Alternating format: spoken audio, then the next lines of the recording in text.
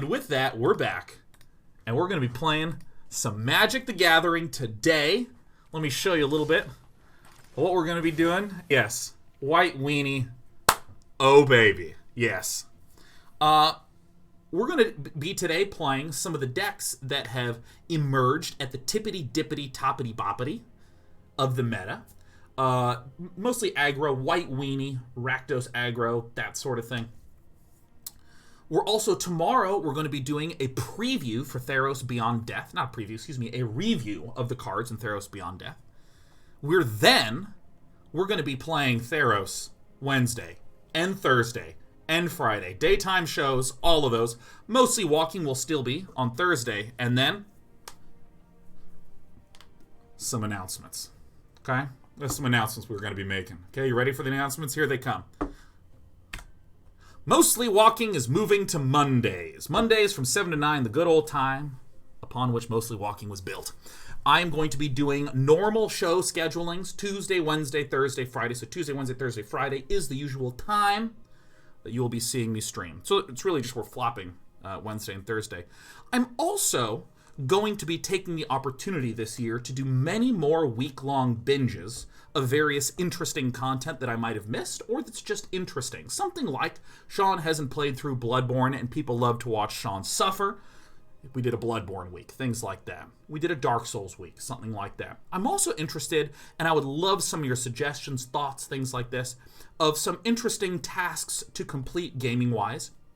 Perhaps something like actually launching the rocket in Factorio, which I've never done. Which is less of just play the thing and more of accomplish the thing. I was talking a little bit later on, like 100%ing Stardew Valley. Something like this. I'd love some of your thoughts and stuff like that. Learn a speed run. Yeah, maybe even something like that. I saw Jump King being another one that people were playing, but I don't know. I'm going to continue to do a lot of the same old stuff. Which would be like Magics, Tuesdays and Thursdays, almost no matter what. Wednesdays, every other or every few Wednesdays, Dota. New games on Fridays, getting a taste of a lot of those.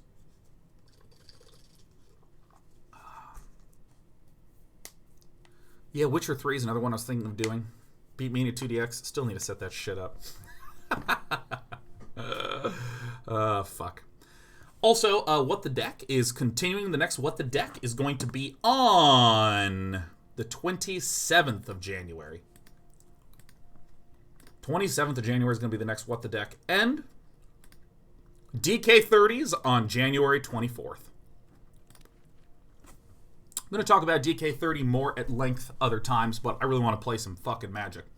DK30, the general idea is DK30 is a time for all of us to pick some personal project, personal goal that we want to improve upon, and we're all going to work through it in a structured way for 30 days together.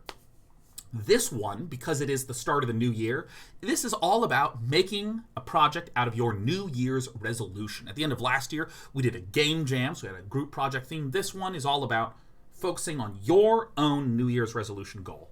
As most people have probably dropped off on theirs by the time we're live today. So good.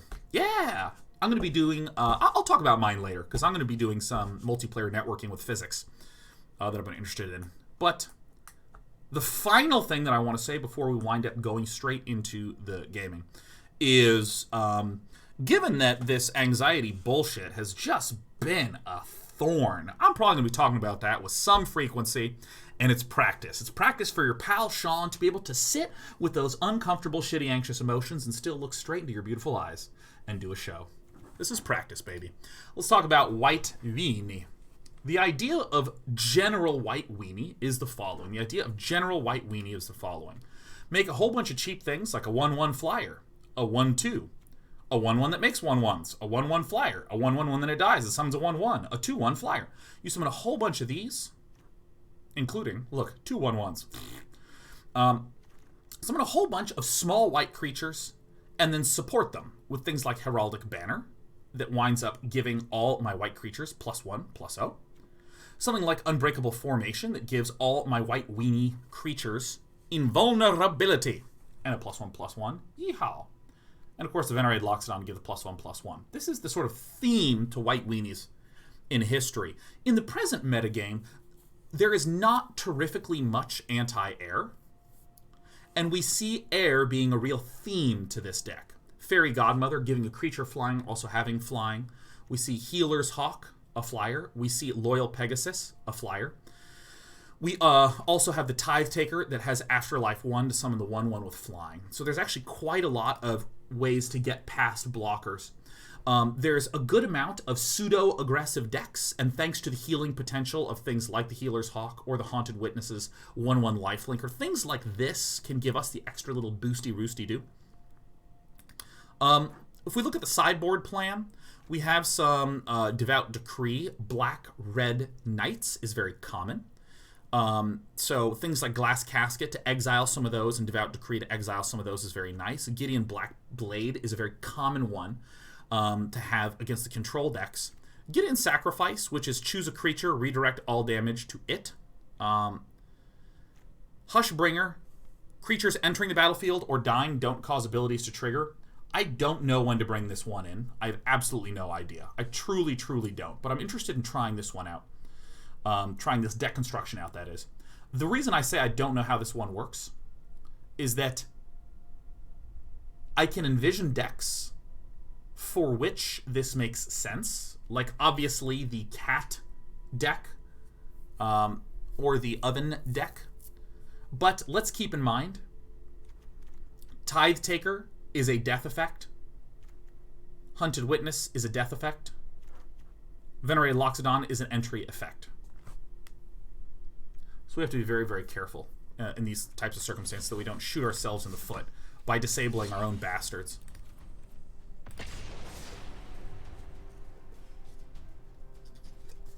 Scourger Land, what a delight to see you. Says, thank you for the anxiety story. You're great and everything's actually going to be alright. I love you. You don't owe us anything. Hope you have a great rest of the day. Good night, man. Thank you so much, Scourger Land. It's truly been very disruptive and very weird for me as a person to be experiencing this sort of thing.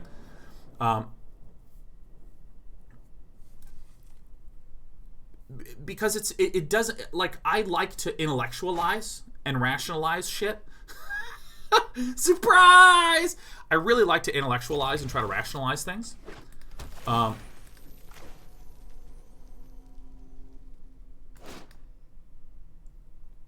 it's hard for me to be able to say, it's this thing. You know, there was a time where when I had when I was having these, like, basically panic attacks that would, like, shut me down, I used to be like, oh, it seems to happen in these specific circumstances. So there's something about those circumstances that are causing it. And then in the last 6 to 8 weeks, anything that I do causes anxiety. I was having, like real, like, okay, DJ Wheat and Anna were in town. And Britt says, hey, do you want to come out and say hi to me and Marcus and Anna? And I went, sure.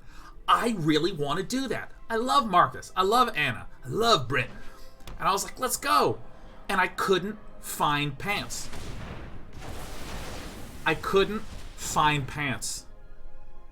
So I burst into tears. Okay? I couldn't find pants. And I text Brett, I'm like, I don't know if I can go where my pants are. She was like, she called me, she's like, honey, what's going on? I'm like, I just put the pants and I found where the pants are. And she's like, okay, that's okay. Let's find you some pants. It's going to be okay. She talked me off the ledge of complete emotional shutdown because, God, there was no pants. Oh my gosh, it's so fucking, I mean, it's hilarious. I mean, it's sad and it sucks, but I mean, let's not forget that that's also hilarious, okay? I have no sudden self-consciousness about that one, that's for sure. I'm coming for you next. I'm coming for you next. All right, let me make sure that my shit's enabled. How you've grown. How do you manage extensions on this new bastard dashboard? Should be on. Great.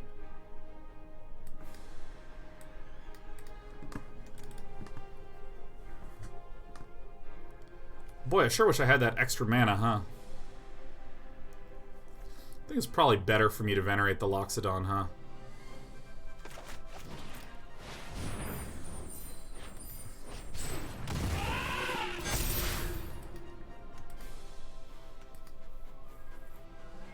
I'm gonna keep the Giant Killer.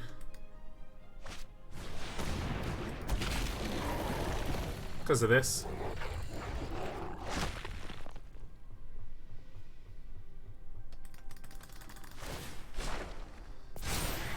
We're fit enough to survive. Yeah, it's all good. Now, I just need to draw the one true land. Now, if there's one thing that you don't know, if you've never come to this channel, it's that we're the luckiest Magic player that's ever lived.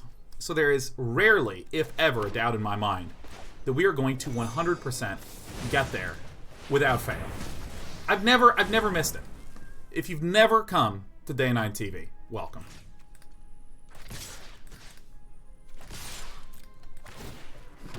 And a ping and a bomb.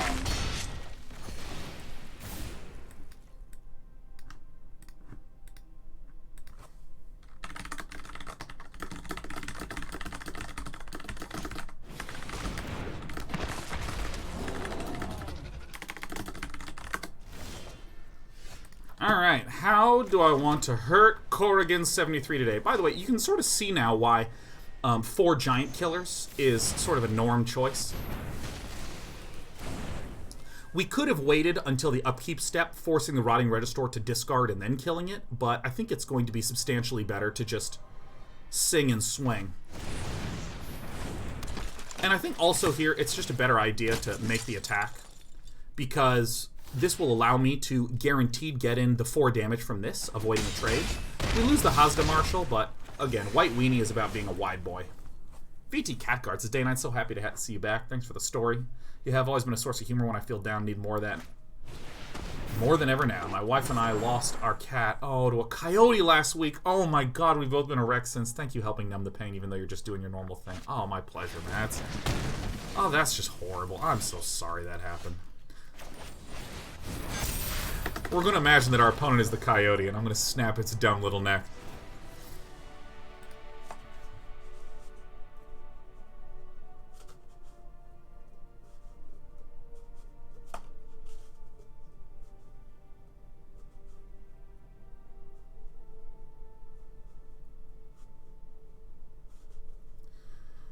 What do I do in this spot? The green creatures are the ones that I'm really concerned about. Technically, Devout Decree is a reasonable-ish answer to some of this. This matchup is one where the flying's very strong, but the Hushbringer can shoot us in the foot.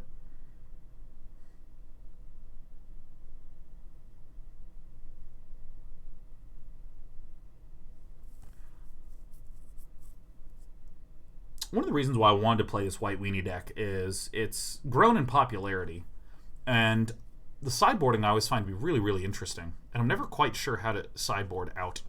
You know, for instance, against a control deck, I would take out Venerated Loxodon, because why stop attacking the control deck when it can just have a sweeper? Part of me wants to just do nothing, you know what I mean?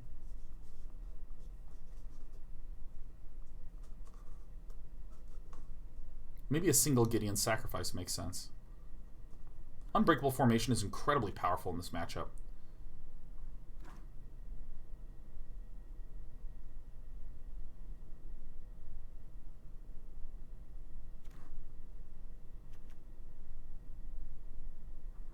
Keeping it, don't give a damn.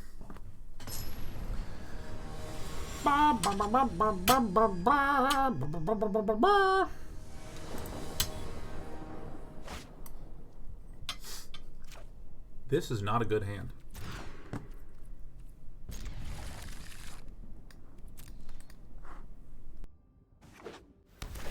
I'm back on the chicken, spinach, and black beans train. You know it.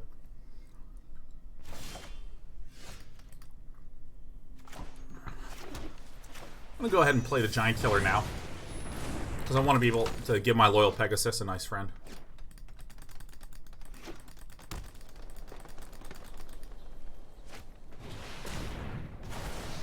Well, this is embarrassing. Fuck. Well, he doesn't have a rider.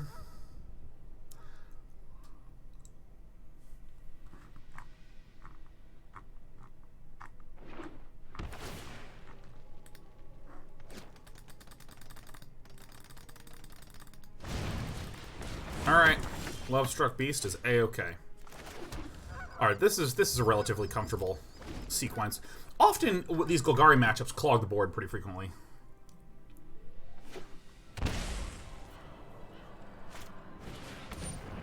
Ah, I see.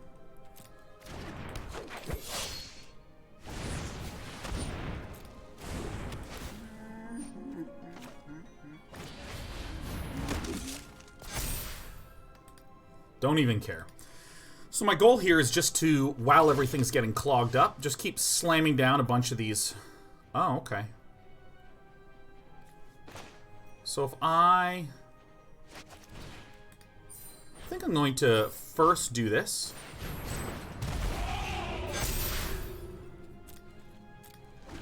And then I can wind up killing when I want to swing, rather than just killing without building anything.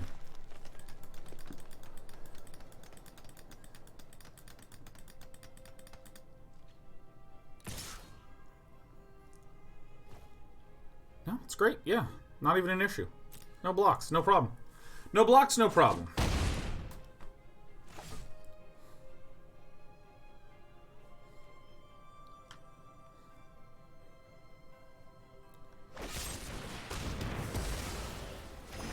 This is okay. This is absolutely okay.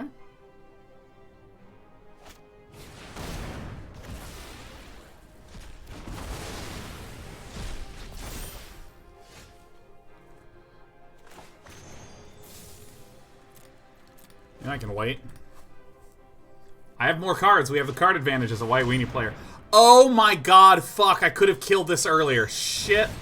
Oh, shame. Shame. Shame, dude. Oh, fuck. Oh, no.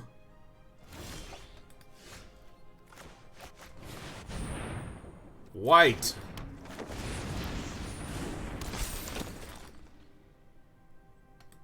Yeah, I forgot that they could have this card. I did not play a lot of Magic over the break, man, let me tell you. I did not. It's okay, my elephant's gonna deal all the damage we need. He is my dear Loxapal. Tap for HP. Yeah. Bam! There it is. Count Burn Varg says, I feel like white is so much weaker than the other colors at the moment. Yeah, but there's some real powerhouses coming down with them Therases. Okay. There it is.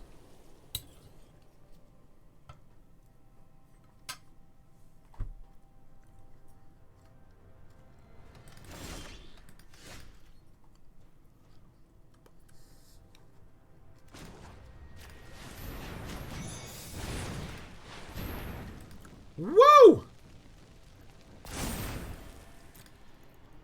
Here we go. Take that. My sweet fairy guide mama's ready to go. Dude, Helios is ridiculous. Or Heliod, excuse me.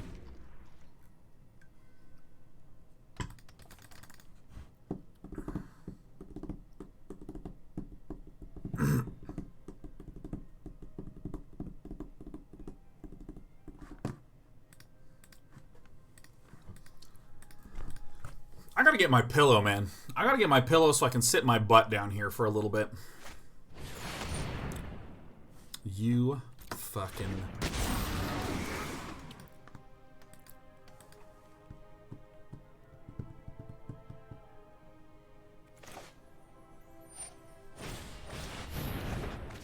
Fuck you.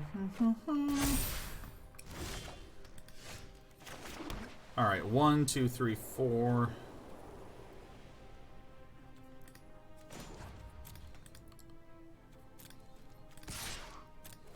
Alright, get in there, fairy. Bam!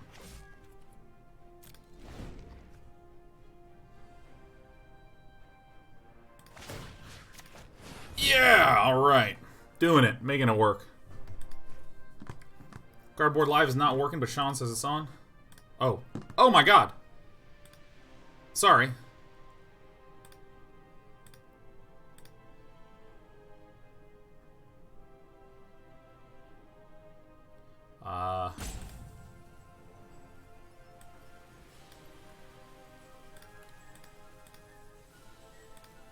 Alright, is it should be working in a sec here. Yeah, there we go. Yeah, that's super duper my bad. Super duper I'm like embarrassed about this shit.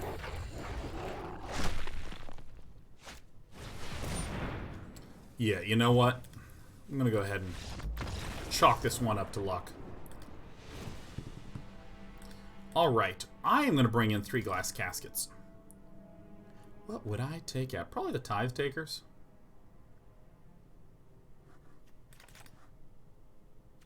Seems correct. Yeah, I because I have not used any of my tools, my extensions, my programs in a while, all the sort of automatic stuff that was there, automatic information, was just not entered. Great. Perfect. Very good.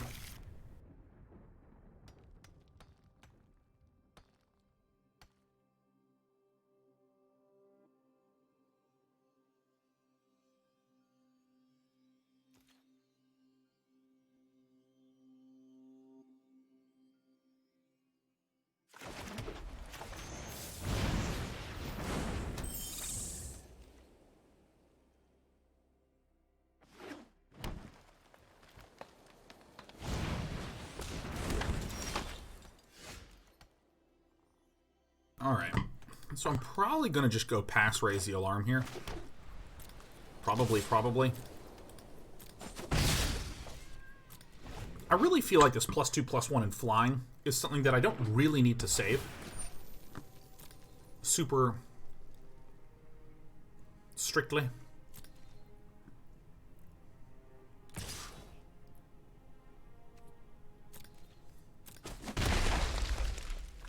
I love this instant speed make the tokeny guys.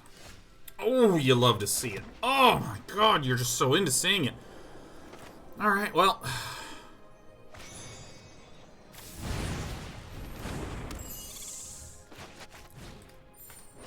I really want all these guys to get huge. Because with Glass Casket, I can eliminate the 3/3.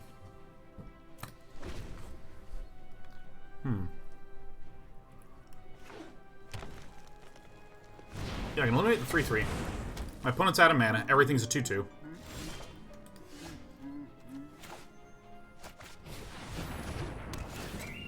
Bye. Oh, don't you love to see a smash like that?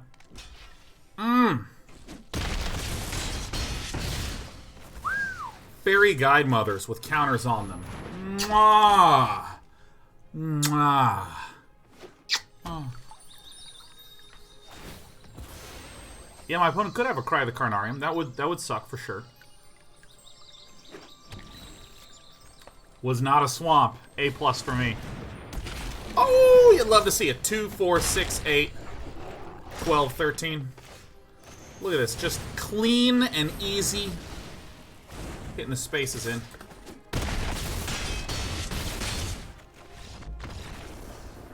Wait, was I not playing ranked? Did I just... Oh god, please don't tell me I just played a game for fun. Disgusting. Oh my god.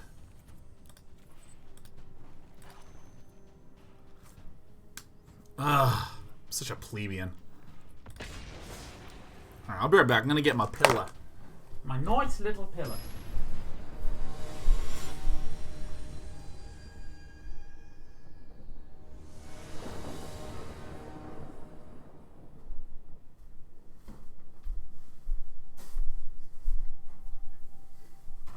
Whoa! Oh, yes. Ah, yes, cushiony butt. Ah, you know what? I'm going to keep this one because it has the bird of the day in it. So typically I want a 2-land opening with this, and I want to have more than one 1-drop. I have the bird of the day, though. This one's going to be great.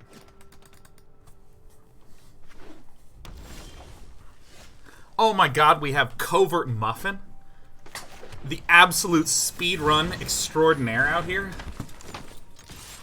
It's always magical to see you in action, Covert Muffin. For any of you who don't know, Covert Muffin is our resident speedrun aficionado. Alright, this dude's dead.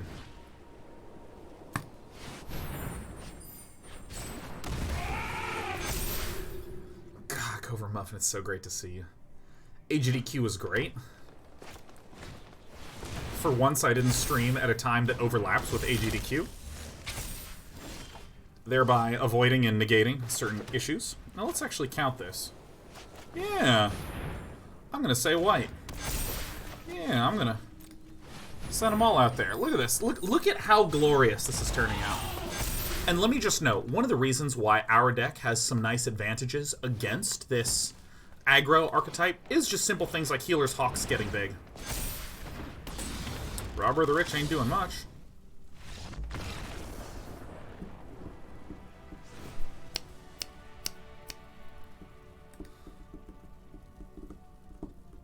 So the Tithe Takers don't really get as much of an advantage because our opponent typically does not cast spells during our turn.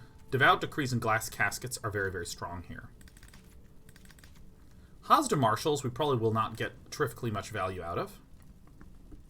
And Loyal Pegasus in very aggro matchups I typically don't like because it can't do much. I actually might even bring the Hazda Marshal back in. Bucket. Hushbringer would be good. I don't actually think Hushbringer would be very good. Let's think about this.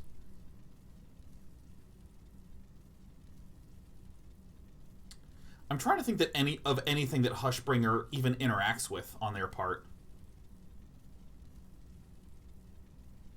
Does it disable Riot? It doesn't disable Riot. It does not disable Riot.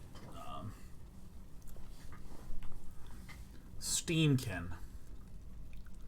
Yeah, so the Riot is what is called a replacement effect. It is not a enter the battlefield effect. I think this is fine. The Runaway Steamkin triggers when it casts, not when it enters the battlefield, unfortunately. So that's what I mean. I don't think anything interacts with it at all. One moment.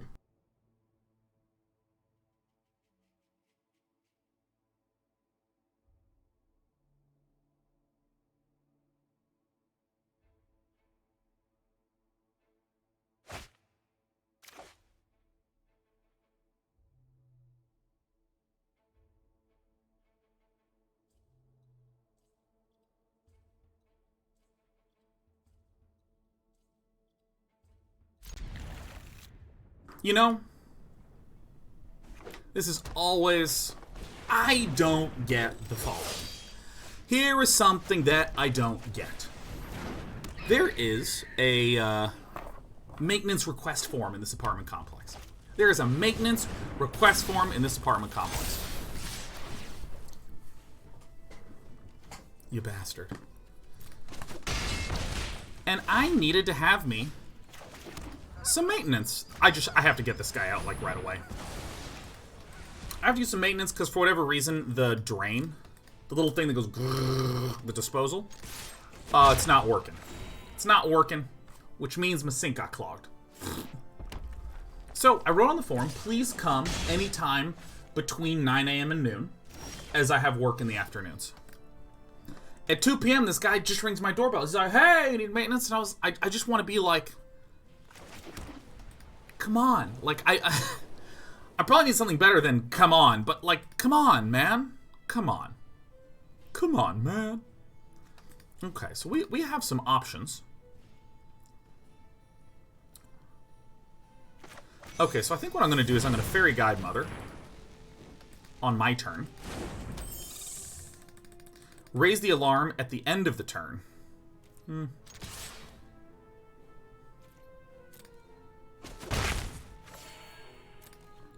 And then I have the option to Unbreakable Formation, or if I draw land, I can do both of these, which feels good.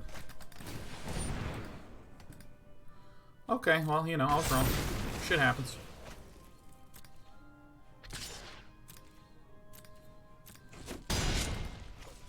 Bonemer's Ambush.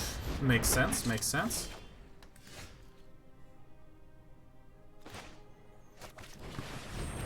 I'm definitely just going to hang on to all this stuff.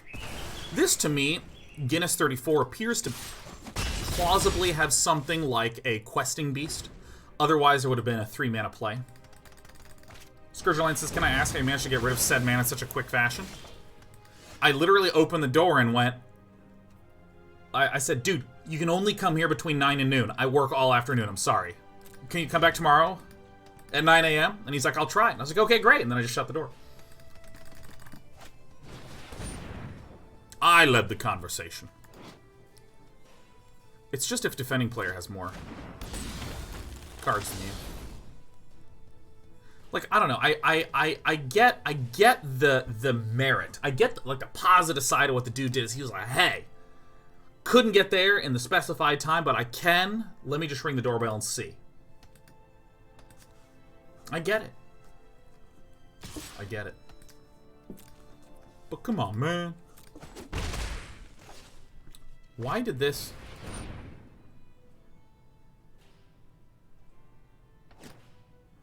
What? If defending player has more cards in hand than you, exile a top card of their library. But my opponent... What?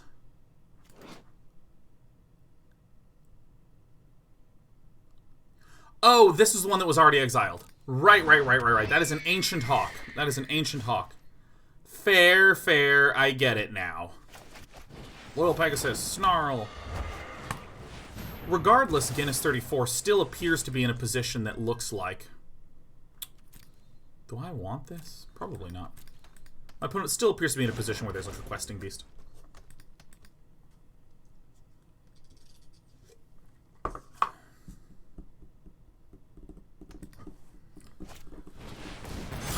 You fucking jerk. A handful removal and a questing beast.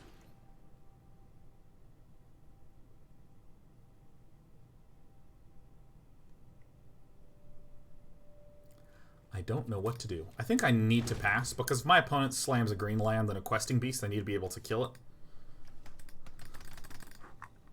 Opt Plays Games says, welcome back, and thanks so much for sharing the anxiety story. I'm also an anxious person. Even with 2 weeks off, I was just not ready to go back to the office last week. For a mix of half-assing it and taking the personal day to do nothing but snuggle my cat, I'm feeling more like myself again. Here's to taking better care of ourselves in 2020, man. Hell yeah. Hell yeah.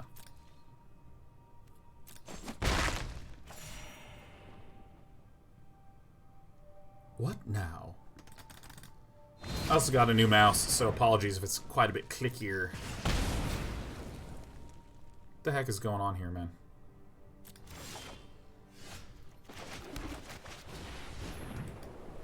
This is what I got?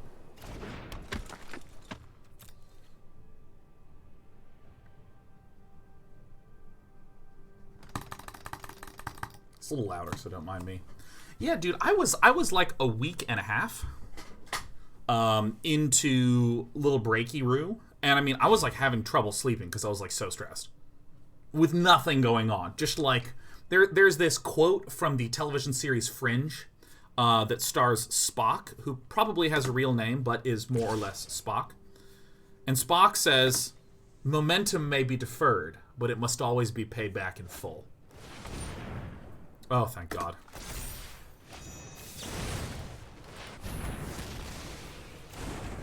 And that is your pal Sean in a nutshell, man. Leonard Nimoy? Yeah, Spock for sure. Yeah, that's what I said.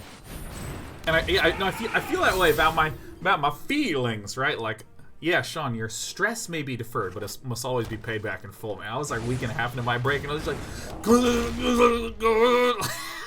it's just like fucking too much. I'm invincible. I just want you to know.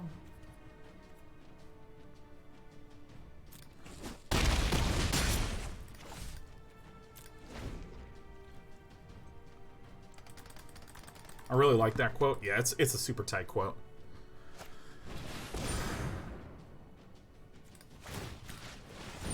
And fuck you. Hitting notes is not my strong point. There we go. Pretty pleased with how we played this.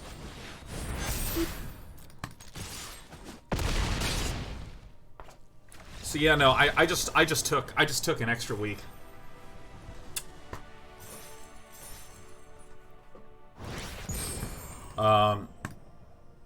Yeah, I just took an extra week. I was like, I'm gonna take an extra week, which in itself was so stressful. Actually, I don't need any of these quests. How long have these been here? Kill 15 of your opponent's creatures? Hell yeah. Like, dude.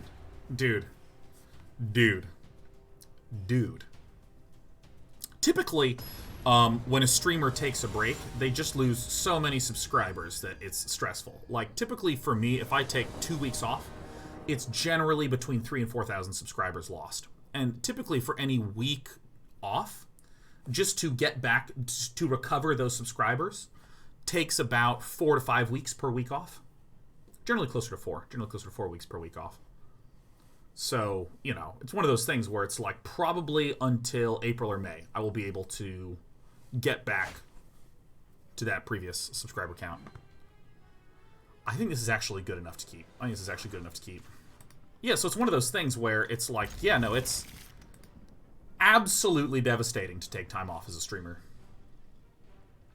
Or what you can view it as is instead of thinking about something like, I've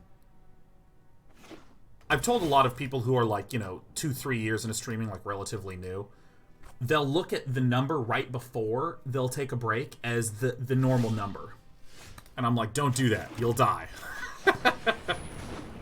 You'll die. Oh my god, Ori Monster sweeping in with a 20 gifted subbies. Trying to provide reassurance, support, and bringing new people into the community. Ori Monster, kamsamnida. By the way, Ori Monster, don't think I don't see that 99-month sub badge. That 99-month. Ooh. Maldarian with another 5. You're so sweet. Oh my god, Ghost Stalker. Dude, there's some nights that just sent so many sweet messages when I was gone over break, Ghost Stalker. Greatly appreciate everything you sent. I responded to 5% of them. But I want to let you know I appreciated that. Morniel, I see in chat. Morniel was sending me messages encouraging me to drink water. Talked to Morniel a good bit about my anxiety over break. Thank you, Morniel. It was incredibly helpful. Cheers to you. Witty Adrian. Had some great talks with Witty Adrian about the fucking gauntlet. Oh, the gauntlet, the gauntlet, the gauntlet. Laser beams with the 5 sub gifties. No, with the 10 sub gifties. Ah! Oh my god, you nailed the lotion with a sub, laser beams. The lotion's a regular over here. Yeah, counter, I don't give a shit. Hitzel with the 1 gifted sub to the Claude. I like the targeted gifting, Hitzel. Just this person. What's my rank? It should be down in the lower left. Okay, to answer your question, Rilo, about what is my rank, I will answer it referencing one of the greatest quotes in all of gaming. From God to Cain to Seth, I am his right hand. Okay? For me, it's from Mythic to Plat to Gold. I haven't played in a bit. I'll play the Tithe Taker here. Let's get my Flappy Fly guys out of this Noble Murloc. I'm gonna win with Healer's Hawk. Fuck Noble Murloc, man. What a butthead. What a butthead hole. Oh!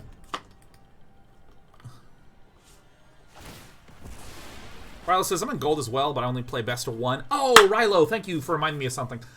Typically, I have been doing best of 3 with relatively little variety. There's certain decks that I liked playing, especially in the last 3 months of the year. Last year, I was just too anxious. I literally was too anxious to try to figure out what other decks to do. I'm going to be doing substantially more best of 1, best of 3, limited formats. In other words, all the shit that you've been asking me for. I'm going to do! Isn't that weird? Oh, it's fucking odd. Look at Noble Murloc doing all this, like, discarding and drawing and investigating, and I put this on the top and that on the bottom. I mean...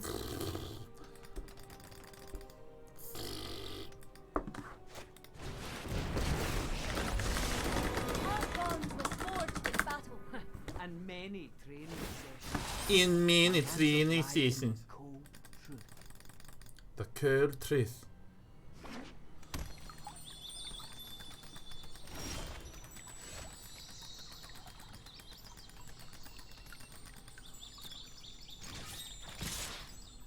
In you go, bing and a bong. I need a hand, Will.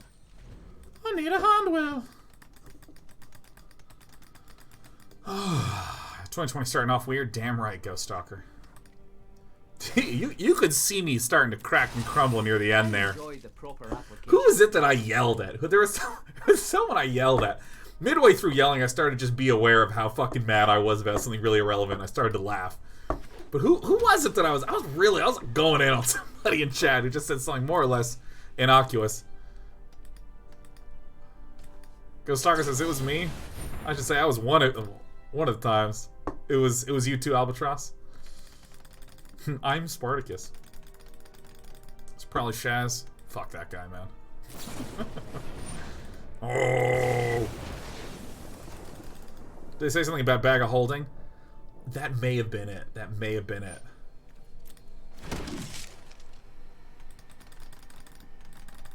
I don't remember. Started huckling and chuckling.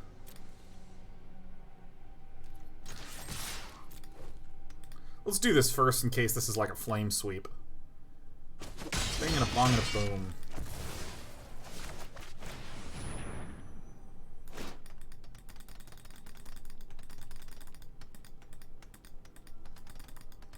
Saying something about Teferi stopping counters? Oh my god, that's right. Oh my god, I got so mad. I was talking about a situation that was different than the one that was on the board, but there was a Teferi on the board, and someone commented, "You can't do that because Teferi stops counters," and I lost my mind, man. I was just like, oh yeah, I know. We're not talking about this situation. Oh my god, I fucking what? All right, well, we basically win. I mean, for some reason I thought I had a land, so I'll hold off on my "we basically win" comments, but... So my opponent will be able to draw an extra card this turn, but, like, now we're in the threatening spot to be able to lose. Oh, it was you, Irradium 228. Oh my god. Oh, that was you. Oh my god, you were the fucking Clippy of Magic then, man. Oh, I wanted you to die. I was like, oh, kill him, fucking go in on him, man. Listen, you gotta spend fans to make fans, right? We're just getting this one out. We're not gonna keep this relationship ever again. Like,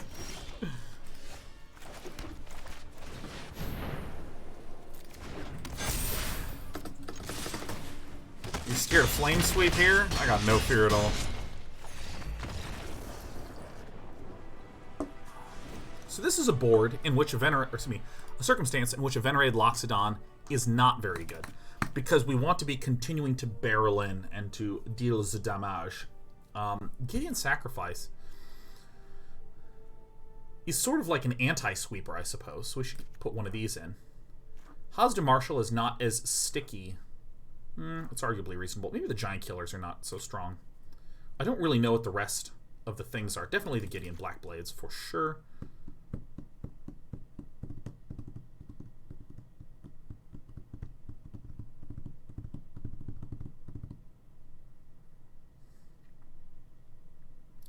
I'm debating putting in this guy. I don't know what my targets are.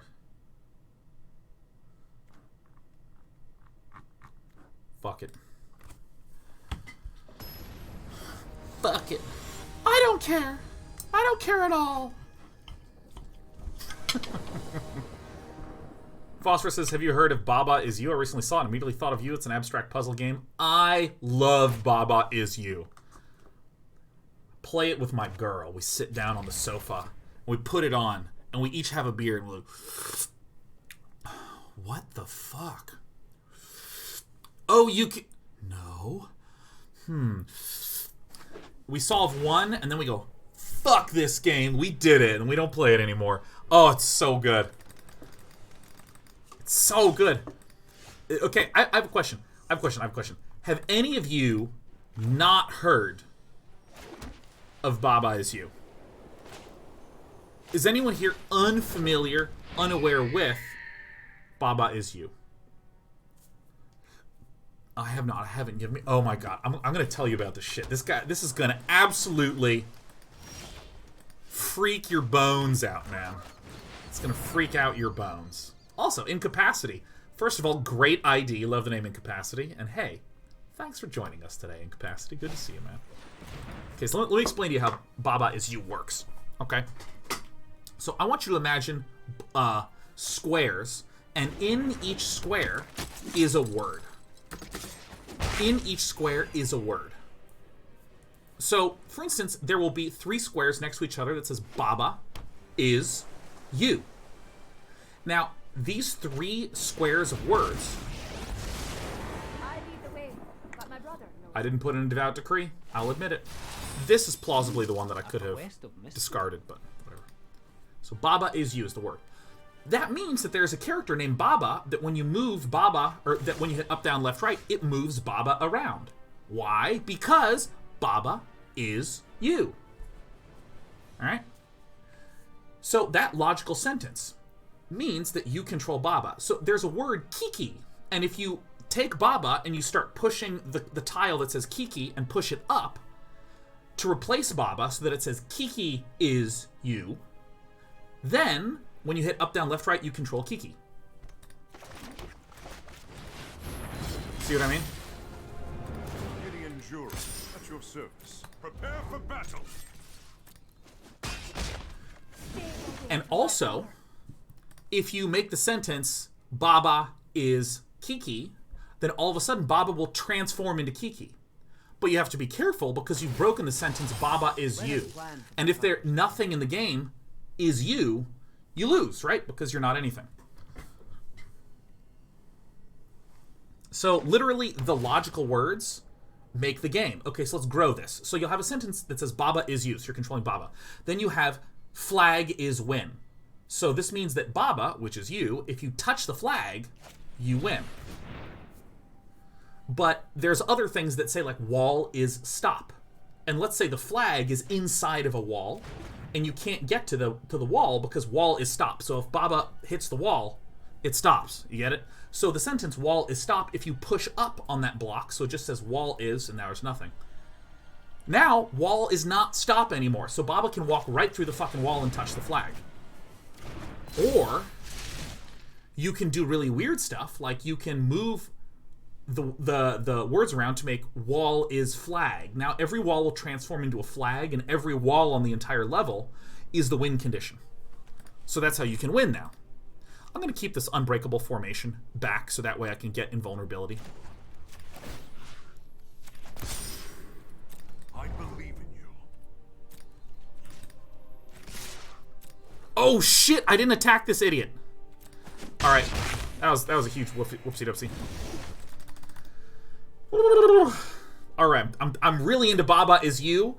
I missed the obvious attack. Day 9 is here for good, baby. It's fine. This guy can't really deal direct damage, but the draw a card, discard a card is a little annoying. A quest of mystery.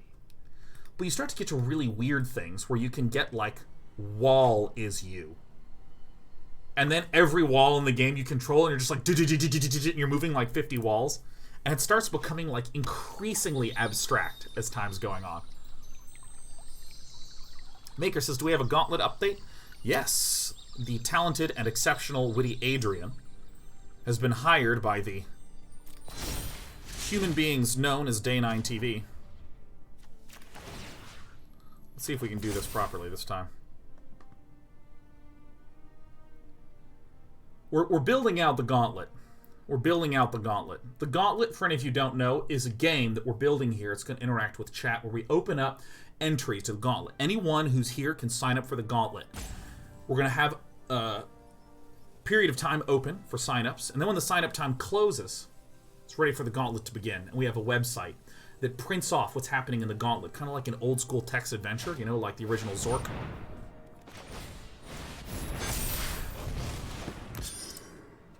Share in my light.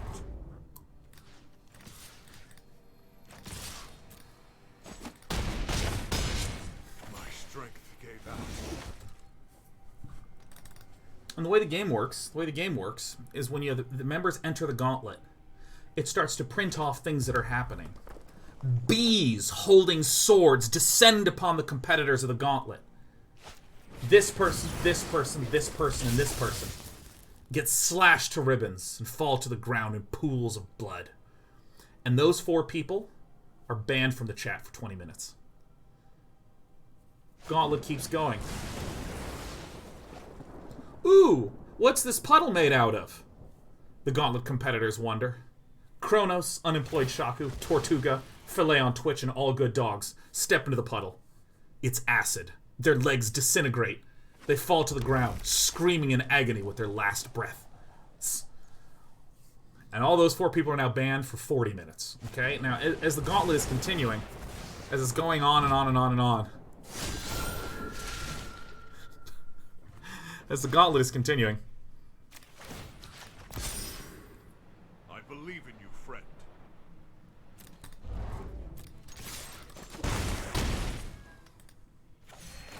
as the gauntlet is continuing, the ban duration increases more and more and more and more and more and more until you get to the very end, where a small number of competitors make it to the other side of the gauntlet, and those competitors are called Lucky Bears, and that's all they get.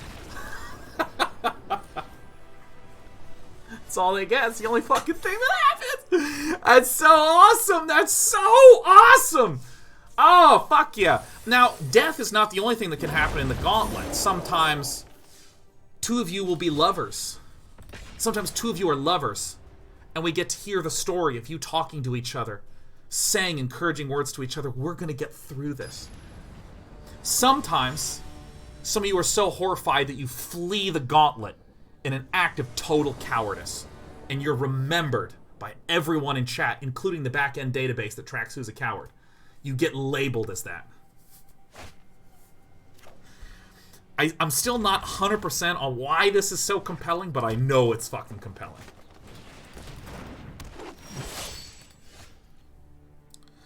Fuck? Yeesh. This is not a good start for us. So we see that we're up against either mono-green aggro or probably green-red aggro. Pelt collector is generally a telltale sign of green-red, but, you know, I want to account for that. And in this circumstance, typically I would want to just play the Giant Killer turn 1, no problem. But when I'm seeing that it's a Gruul deck, there's a lot of creatures that Giant Killer hits. Questing Beast, Bone Crusher Giant, Skargan Hellkite, things like this.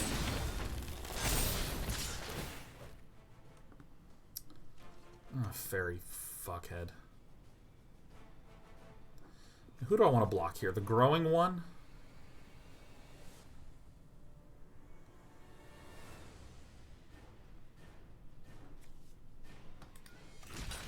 I'll get this one out. Fairy Godmother's not the worst. Iradium says, so in the Gauntlet, do we have any way to control our characters? Or are we just whims to the programmer? Absolutely, you're the most whimful dude there ever is. Nothing but whims. Isn't that awesome?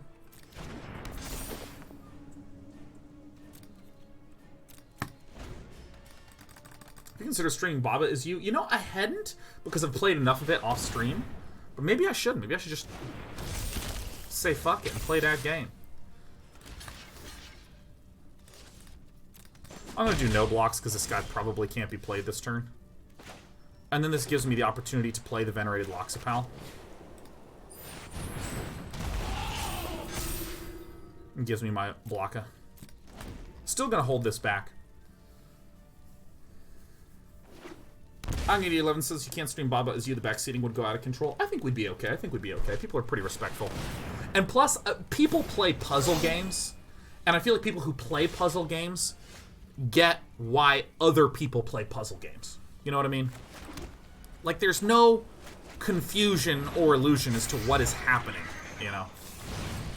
The whole point of it, like, people who play puzzle games say stuff like, oh, dude, I remember this one. I know how this works.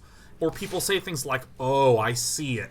Okay, yep, I think I got it. Oh, that's crazy. I think I got it. And then after the puzzle's completed, people typically do follow-ups. The problem is when it's not a puzzle game, it's something like any game with any strategy in any regard. People tend to just be like, don't do that, do this, do the thing that I do. You know, they start to just, like, really go nuts, so... I think I should probably trade here. No. No, I shouldn't. Because I can turn him off with a giant killer. Holy shit, that's so good.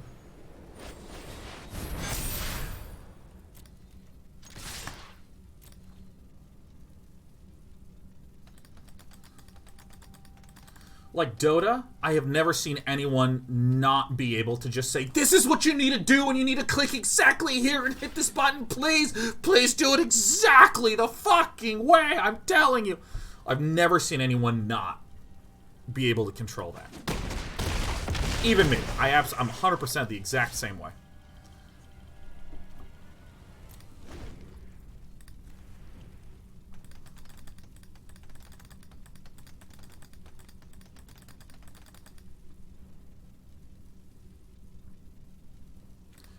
And fuck you. What is your name? What is your quest? Rumpanks has had lethal there. That's exactly what I'm talking about. See, you couldn't not say it. Tell me exactly how lethal would have been had. Rumpanks, tell me exactly how it would have been had. Tell me. You tell me right now, young man. Or young lady. Or young non-binary. Alright, let's see here. Probably Devout Decrees and Glias Caskets. Taking out the Tithe Takers. Taking out the Loyal Pegasuses. And I think that's about that. Young person. Rumpanks says, thought he had 2 mana and 2 Unbreakable. Yes, if I did double Unbreakable formation, I would have cumulatively had enough damage to threaten lethal, and my opponent would have had to chump block.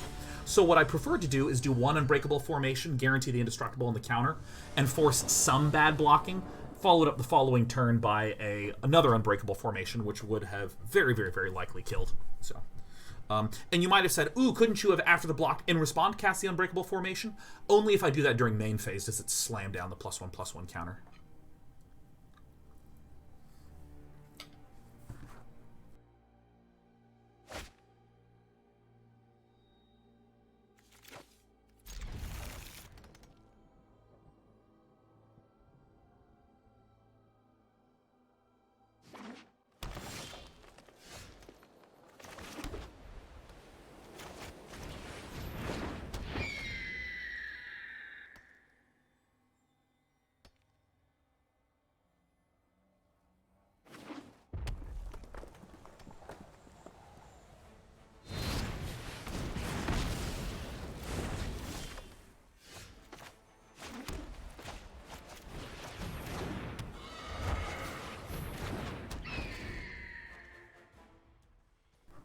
Interesting question from, who posted it? Who posted it? Oh my god, I lost it. Albatross of Time says, hey chap, if an AI writes a piece of music, who gets the copyright? The program or the programmer? Typically, the... Well, that kind of stinks. I really would have preferred to keep that one alive. Rats. Ooh. Alright. Typically, the,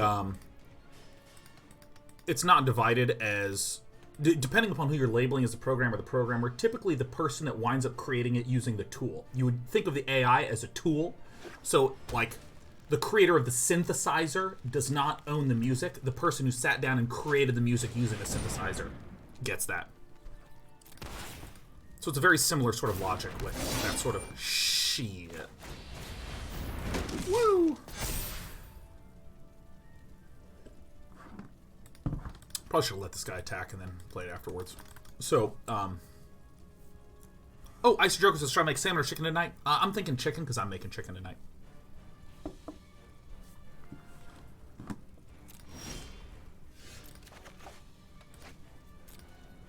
You love to see it. That is actually like the perfect draw.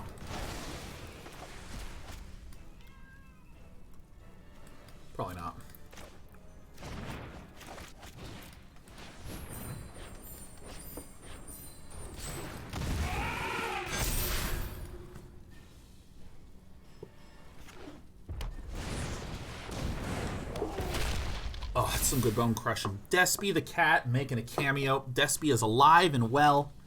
And come on, hop into the box, darling. Yeah. Despy has been an abject snuggly princess lately, man. Absolutely snuggleful. Alright, well. Glass? Who gives a shit about glass? Actually, I'm going to get rid of this guy. Because once I heraldic a banner, I will have the ability to attack with impunity.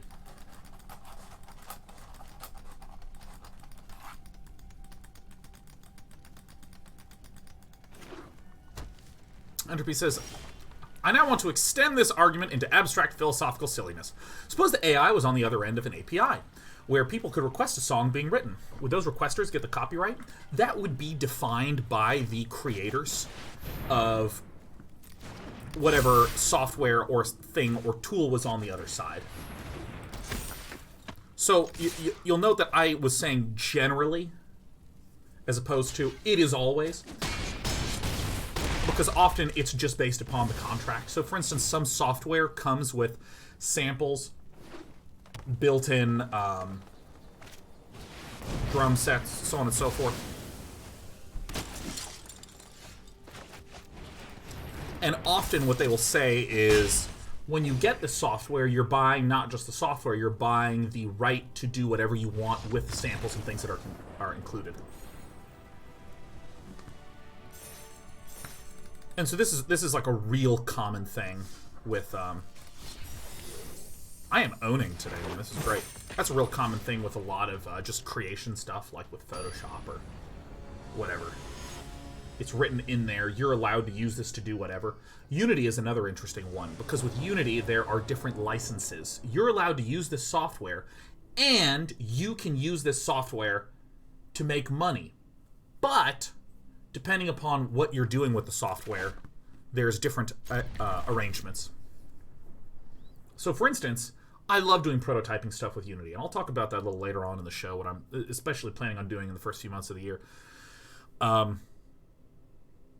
But Unity has a personal license that they say, dude, if you're just building stuff with this, you're not making any money, you are free to do whatever you want.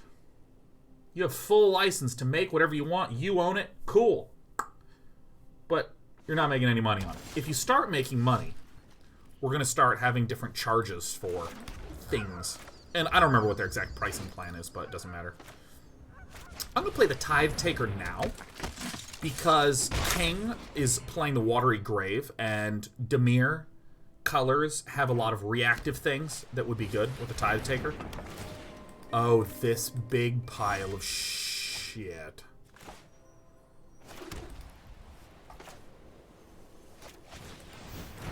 Alright, so this is the infamous Stacks deck that I don't like playing against.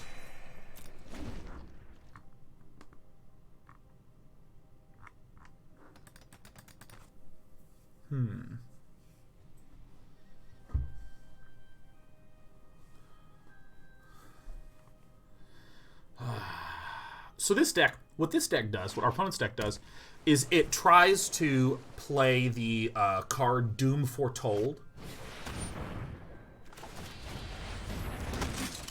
And the way Doom Foretold works is it makes me sacrifice a non-token, and if I can't, I have to discard a card, they get to draw a card, they get a 2/2 knight, and they gain 2 life. A bunch of good shit happens. And if I can do that, it's passed back to my opponent buddy, King, and at that point, King has to sacrifice something. And if King can't sacrifice something other than Doom Foretold, they have to sacrifice Doom Foretold. And therefore, this deck runs a whole bunch of things like Guild Globes.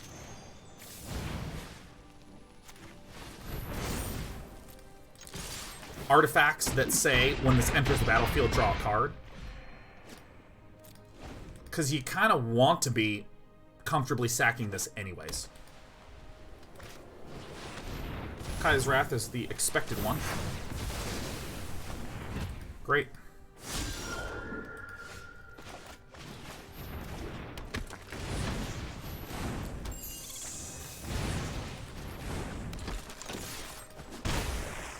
This deck also runs sweepers like Kaya's Wrath, usual Esper control sweeper thingies. But yeah, a lot of cards like this that are just used to cycle through. They can also occasionally, against aggro, be sacked for extra life. 1, 2, 3, 4. So if I get one of my buff cards, then we can do it. If I don't get one of my buff cards, we probably can't do it.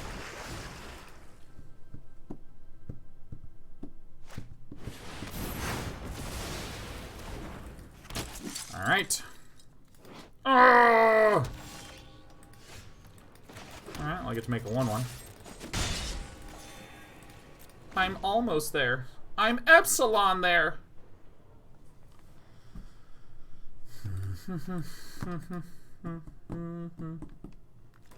These are nice for being able to, you can sacrifice them to generate mana.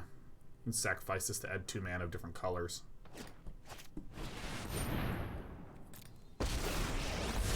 What a dick. I am really totally gonna counter stuff. Ha ha ha. The big goal is for our opponent to eventually build up to Dance of the Mance. This gives us an out to win. Because if we draw one of our buff cards, such as Heraldic Banner or Unbreakable Formation, I'm going to go with Unbreakable Formation. It's really consistently incredible how good I am at this. Like... I mean, it's just consistently incredible how good I am at that. Alright, let's get rid of these.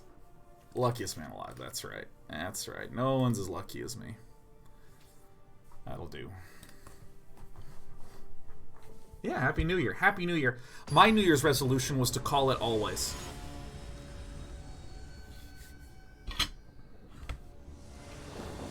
Yeah, every draw step is a tutor when you're day 9.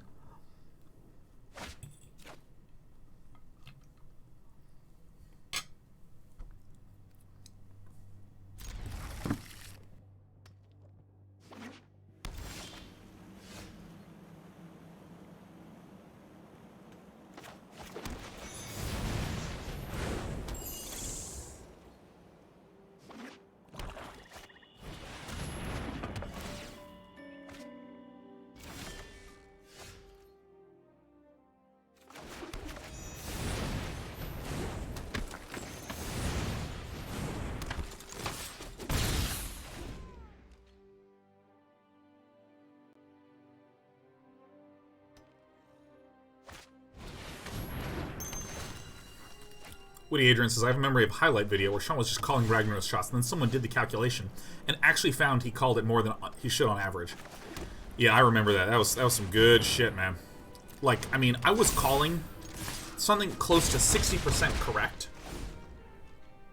given that the circumstances were not 50-50. It was not like this thing or that thing. It was like there was 4 things on the board, and I called the correct target. Like, with, like, disproportionately high percentages.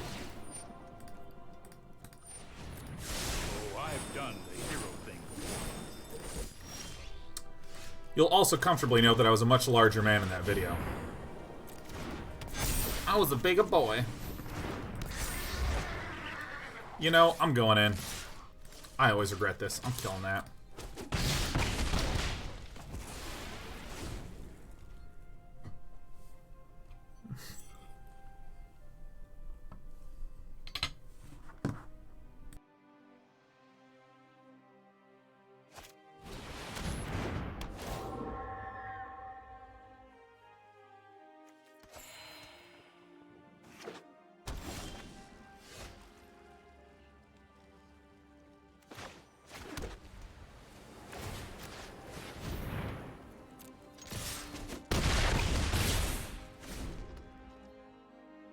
Doing my best.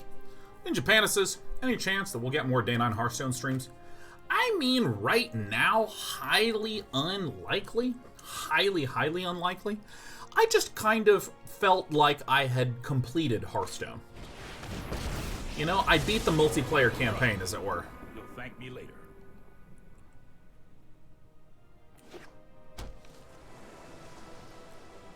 It's not that Hearthstone was good and then became bad. Hearthstone was awesome, and I felt like I kind of had gotten the experience that I wanted out of it. No, I am not making this up as I was having a lot of the same experience, which is, again, not bad. But, you know, you just get that sense of like, yeah, no, I get it. I'm good. Alright. Get out of here, Buster. And here's the situation. See, if I had just gone for... I don't know. I'm going in, man.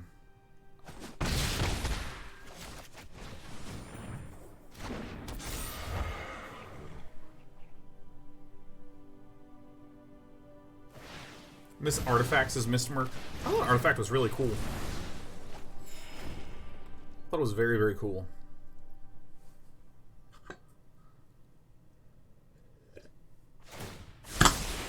I'm so impressed that Valve's doing round 2, man. Super duper impressed.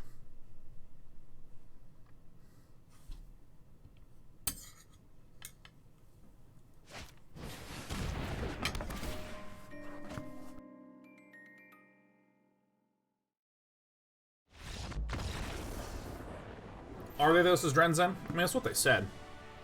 And Valve, like, never says anything. By the way, why am I wearing pants? What idiot wears pants on his new stream back, huh? What am I doing? It's no pants o'clock, okay?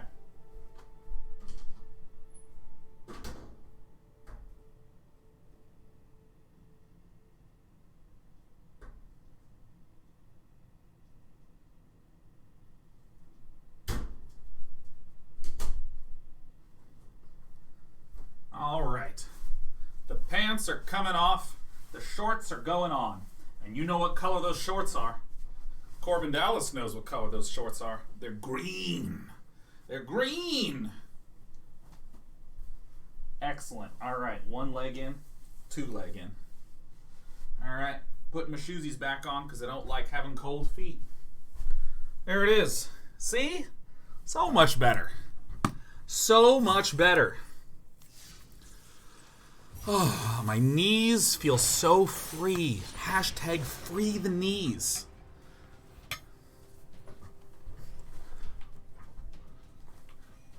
Ah. Dancing the manse, better put on no pants.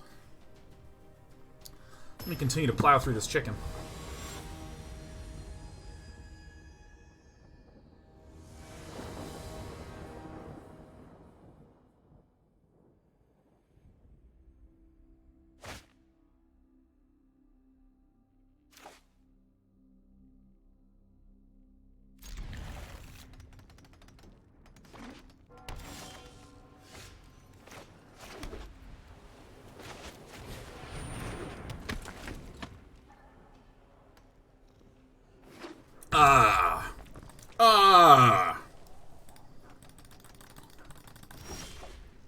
Mardu. Right? Alright. My opponent's Mardu. These colors have a lot of frickin' removal. I'm gonna go ahead and play my Flappy Flyery dudes. I'm not 100% on this. But there's a pretty good amount of access to things like Kaya's Wrath, like Scorching Dragonfire, which is deal 3 damage and exile a dead thing.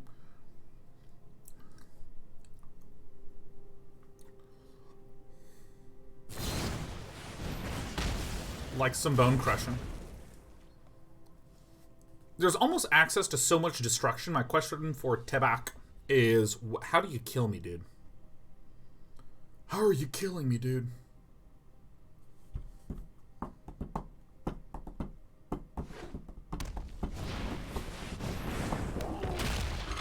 Alright, well, I mean, I know more or less how all this shit works. I mean, I'll just nuke it, right? Take some damage, it's fine. That's what it's for. You don't need to super rush down some decks, but I'm not really sure what this is. I mean, it could be like an enchantment Mardu deck that's trying to, like, do some early removal and then do Outlaw's Merriment, which is what I would do. Run Ethereal Absolution, which is what I would do. I don't know. We'll figure it out. Albatross says, Dana, I remember you saying something about getting a Ray Tracer rolling at some point. Any progress on that front? I don't remember saying specifically anything about Ray Tracing. So maybe, was it just graphics programming en general? Light up the booty, huh? Alright, so this is... Oh, shit. Missed an opportunity. Something I am going to be trying to do is, I had an idea for a little physics game. It's really simple. It's based on a game that I made with, many of you know, one of my co-hosts in Mostly Walking, Lee Grainer. I made with Lee when we were in grad school together. It's sort of based on that idea. But it's very simple. There's one screen of the arena. Like, I'll actually draw it, like, right here. There's one screen. There's a goal where this cat is. There's a goal where this... I don't even know what that is. Is that a fox with an armor? I don't know. There's one goal here and one goal here. Each player has a little spaceship that looks kind of like a mouse cursor, flipping and flapping and flying around, right? Yeah. And then...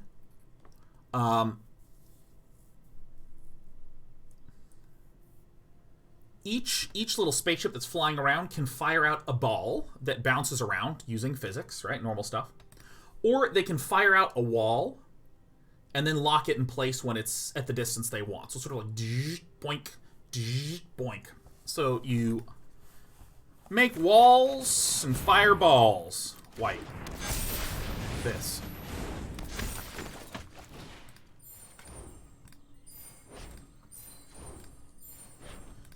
And you have a limited amount of energy to be able to launch out the balls in the walls. And if a wall gets hit too many times, it pops. So that's it. That's it. That's the entire game, right? So you're firing out balls at each other, and balls are neutral. So if I fire a ball and it ricochets back and goes in my goal, it goes to the other person. And I wanted to play this with a friend of mine, but in order to make that work, I have to learn how multiplayer networking for physics works. Now, most of the time, multiplayer networking is pretty much just tedium. Like, multiplayer networking, by and large, is like, okay, well, like, let's use Magic the Gathering as a really simple example. I take this card, I drag it out like this, and then I go, no, I don't know, and I pull it back. I would program in, if a client, which is me, does this and puts it back, don't send any information to the server. That's fine. And then if I am holding this Tithe Taker out and I go, you know what? I'm going to cast this. And I let go. What happens is, on my side, on the client side, it shows the animation of the Tithe Taker dropping. It shows this mana tapping. And then if I end the turn, that kind of information gets sent to the server. The server receives that information and then sends that information to my opponent. And honestly, like a second later, my opponent will see the Tithe Taker come down, these 2 mana be tapped, and my turn end. In other words, my opponent is eventually going to get the current state of things from me, but my opponent and I don't have to be synchronized in time, right? We don't have to be perfectly synchronized time-wise. In other words, my card doesn't have to fall at the exact same time as it does on my opponent's screen. We just have to make sure that we don't do turns out of order. So this chunky stuff needs to be what's accounted for. Nothing much more precise. But if you're doing something physics-based, like Rocket League, when I hit the acceleration button, I begin moving on my screen right away. I don't know if this is lethal, but I'm not going to try to figure it out. So, do I need to tap something? Dude, I don't fucking care, man.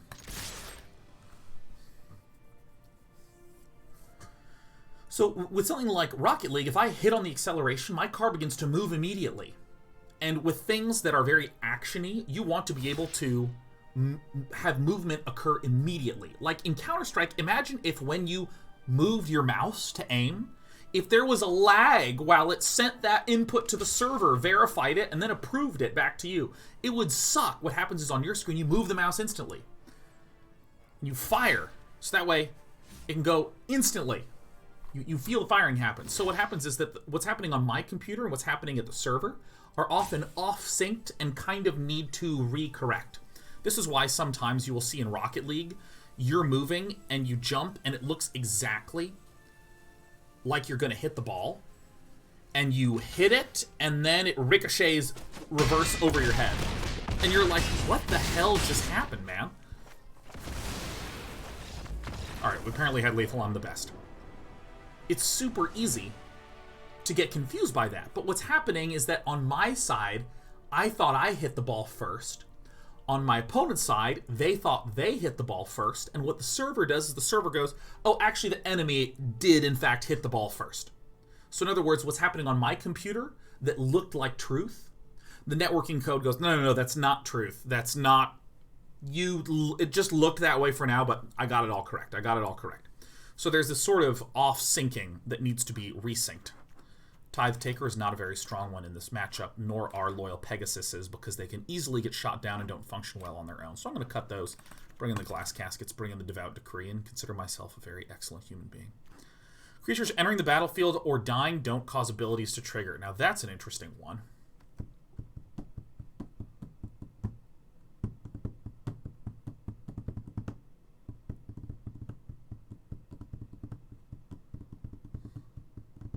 I think I'm not going to put it in. It turns off my Venerated Loxodon, which is a bit of a problem. Would turn off Judith.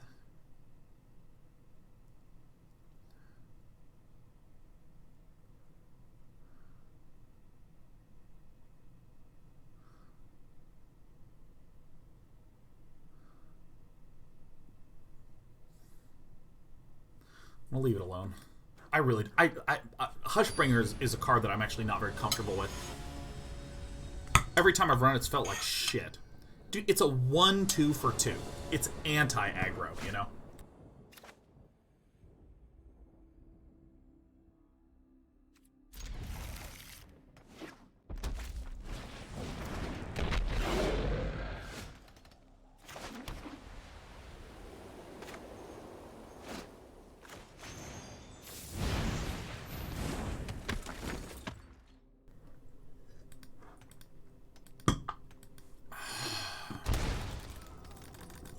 Anyways. You got it, man. Take it.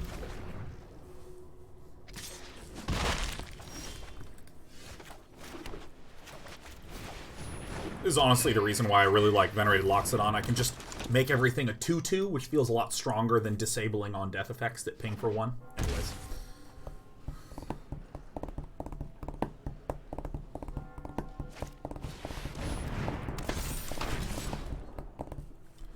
No. TPO3, good to see ya.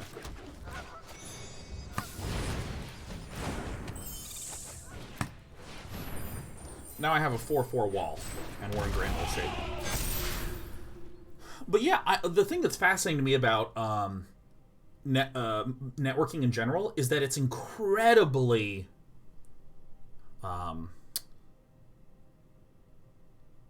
what the fuck?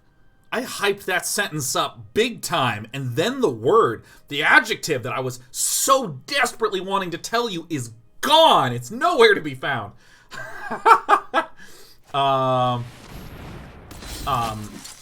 What's the word I'm looking for?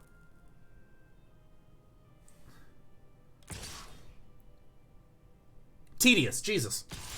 I've been using that word like crazy. Kawazy punk.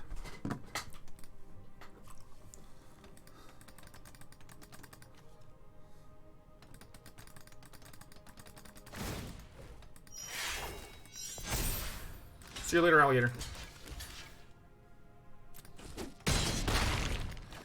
It's really, really, really, really tedious. Really, really, really tedious. And I like things that are really tedious, man. I really love that kind of tedium. Like, I remember there was... last year, I took some time and fiddled with the StarCraft 2 map editor. Because I said to myself, ooh, it would be cool to just, like, have access to a bunch of fucking art, and it handles all the multiplayer and the replay and anything I could ever want for free. And I was learning the StarCraft 2 map editor. And I remember there was a point where when I was fiddling with it...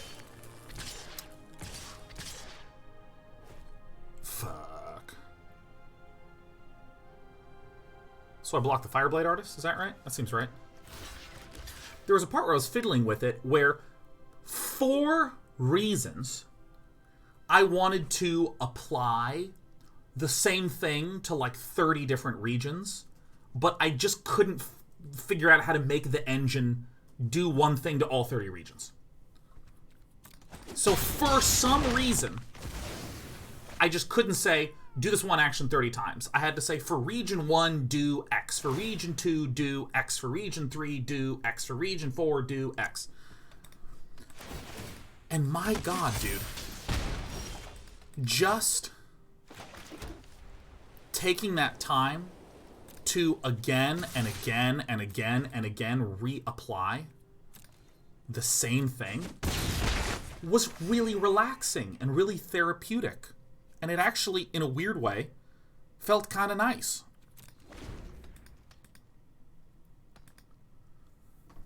For any of you who are curious, StarCraft 2 Map Editor kind of has like a GUI that you use in order to write script. You can't like type code in the same way that you would traditionally do. You have to like do a drop-down menu and go to like the if-then and then do this. So it's kind of like hard to, like I know what I want to do in my head, but it's hard to get the thing to do what I want it to do. But yeah, that sort of repetitive, redundant thing. I mean, there are so many tools that have done such a great job at simplifying all the tedious tasks that all that's left is high-level, difficult, creative decision-making. And I fucking just kind of like some repetitive stuff. I just kind of like some freaking repetitive stuff, man.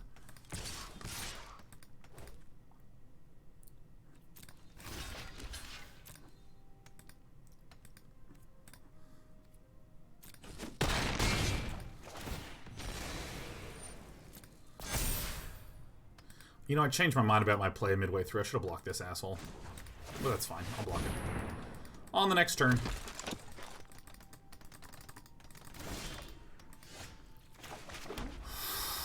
Some good bone crushing.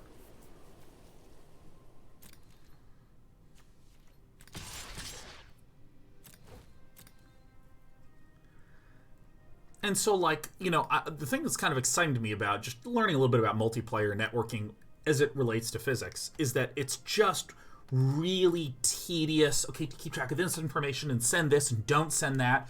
And if this is the result, then rewind and do all this sort of stuff. So I think that'll be a lot of fun.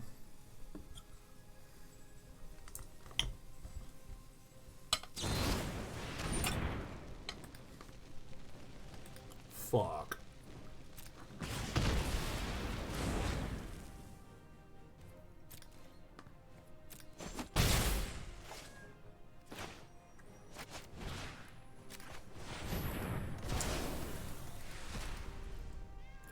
Hell yeah.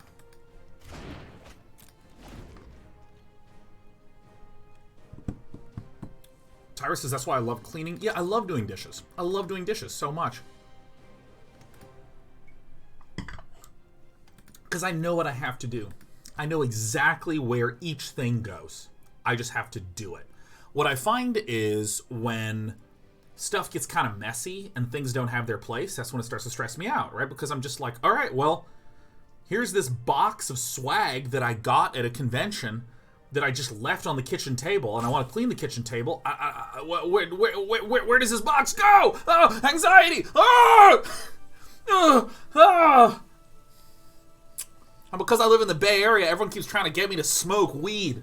I don't like weed. I don't like marijuana. I respect that there are people out there that, for medical reasons, enjoy marijuana, for recreational reasons, enjoy marijuana. I don't like it. I don't like it at all. But it's not the right blend. What you really need is some Snerblica, which is like the right thing to get. And then you should blend that with I like a mortar and pestle when I'm making my, no, just stop giving me homework, okay? Just stop it. I will never, ever be someone that smokes weed. Ever, man. Oh, I want my opponent to fucking win now, man. Oh, damn. Alright, please don't be the lifelinker. Okay. Okay.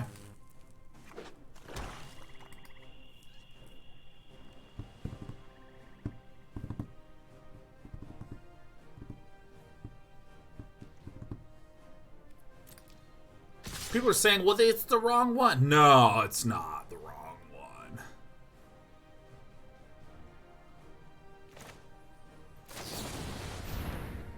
That's very not what it is.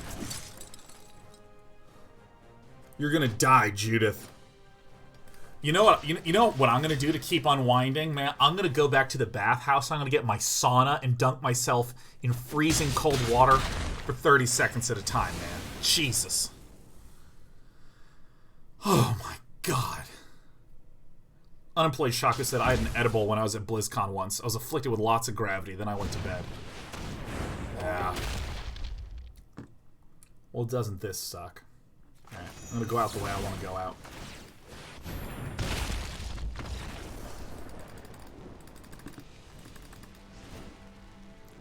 Yeah, I remember a long time ago. What do we want to do here? Yeah. I'll keep it. Long time ago, I was like, yeah, I'll try some pot. I'll smoke some pot. I'll do it. And what happened is I started wiggling and I began to freak out because I thought, what if I never stop wiggling? So I literally was just looking at the ground, screaming at my shoes, oh no! Oh no! And I'm like wiggling. And Britt was there, and Britt knew what to do. She calmed me down. She's like, here, look, here. She's like, I need to give him something to focus on. I need to give him something to focus on. She goes, here, look, here, take my camera. Here, take some pictures of me. And I'm like, okay. So I'm like holding the thing, and I'm just like trying to photograph her. I took about 100 blurry photos. I mean, these are just the worst photographs that has ever happened.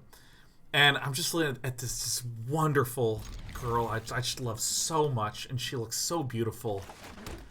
And I just said, honey, do you want to take a photo with me? She goes, sure.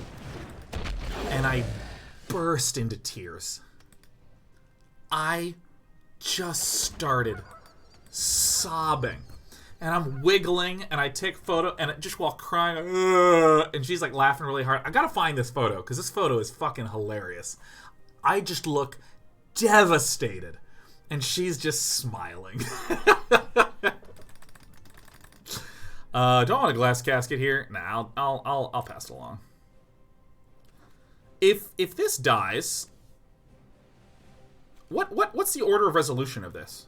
You know, I'm gonna find out. This is some research that we're gonna be doing here.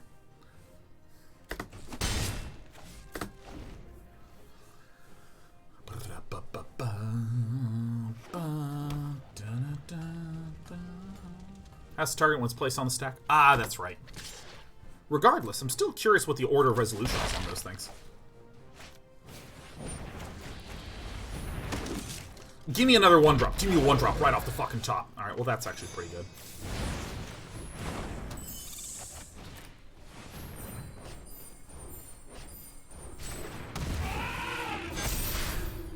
Cronus says, if I get very drunk, I start texting friends and telling them that I'm sorry for not appreciating them as much as I should, and that they are great people. Then I start cleaning. Yeah.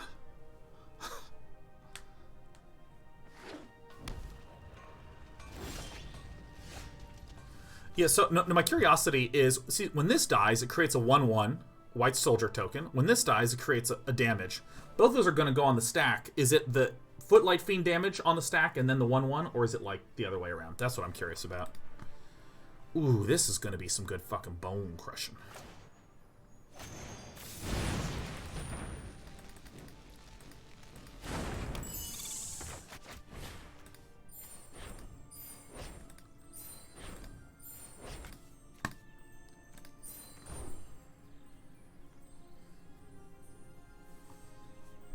Target has to be set before the 1/1 gets made. I know that. I know that. That's not my question. My question is, let's assume there's a bunch of shit so it has a target.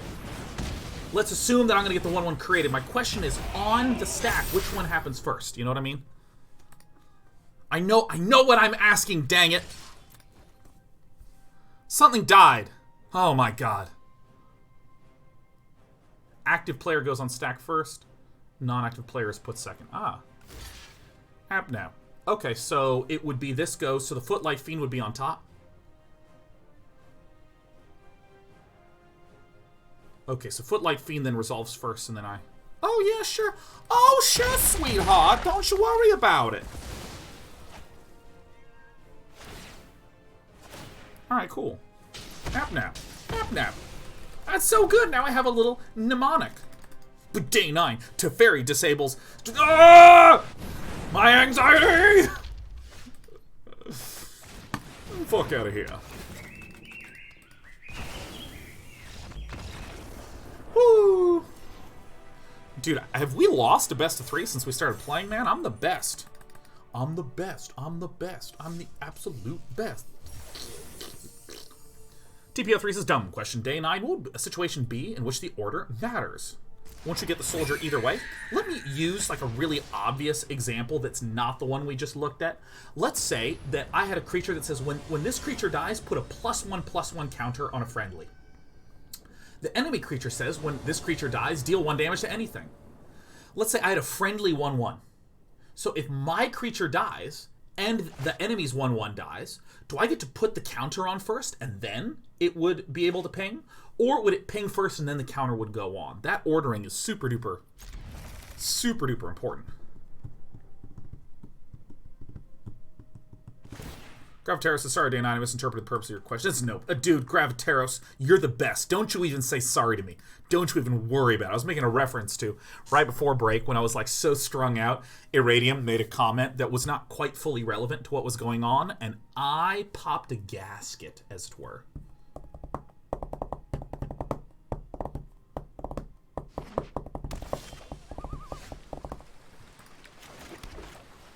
Woo! Straw! Dude, how many Guilds of Ravnica drafts did we win with this bird, man? It's such a good bird.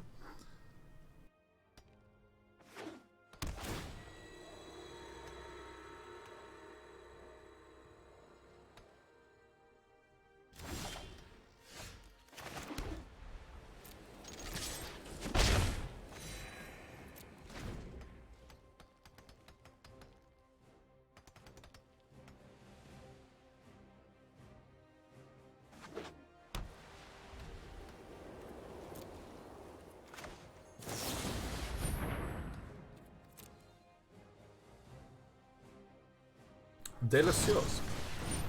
No!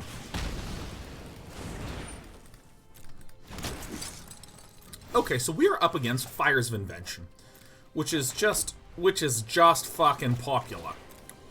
Fires of Invention is a deck that tries to get out the card, Fires of Invention, which lets them cast 2 cards for free, so long as those cards' mana cost is less than the number of lands. So, for instance, if they have a Fires of Invention out and 5 land, they can play a Cavalier and then another Cavalier. Great. So this is out. So now they can cast a second spell for free. And there you go. Now, they can only cast on their turn. Only cast on their turn.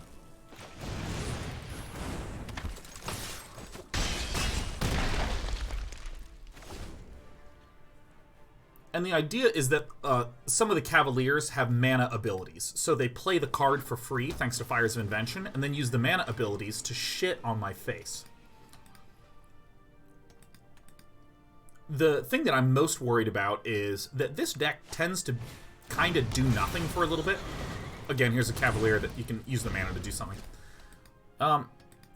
This is the kind of deck that doesn't really do anything for the first 2-3 turns. It does have some Bone Crusher Giants, and worse, it does have some Deafening Clarions. So those are going to be my sort of question mark. How do I get around this bullshit kind of thing?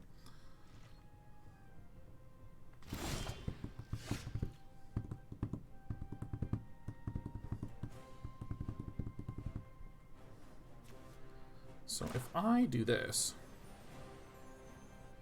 I think this is the play that I'm gonna gotta do.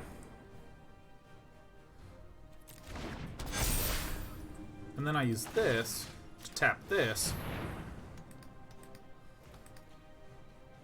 Then we try to just get in for as much damage as we can. And that's the way the cookie crumbles. So that trade is pretty obviously gonna happen. There's no spell that Vit-Im can do because this prevents spell casting on my turn. So now Vit-Im can do shit again. And my basic goal here is to get to my turn into Fairy Godmother in something.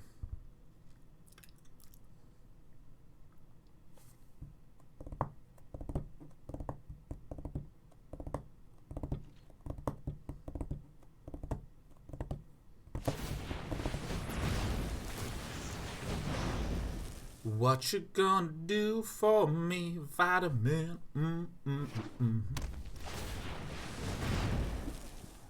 What? I think vitamin is dead. Unless. Oh, that is so sick. Oh my god, dude. That is pretty sick.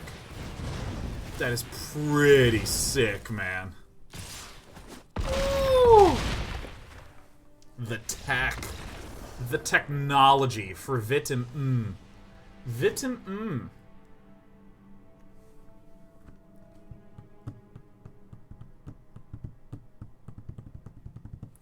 Venerated Loxodon is not that good. Gideon Blackblade is pretty good.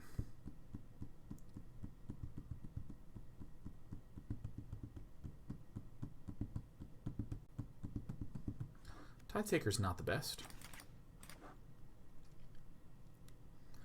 I think I'm going to go Gideon Sacrifice and Devout Decree. That seems good.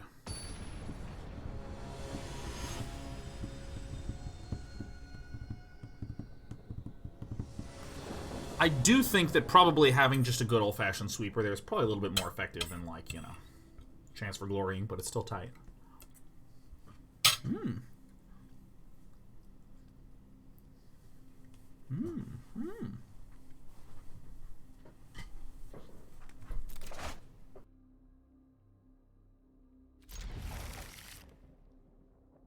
This is okay.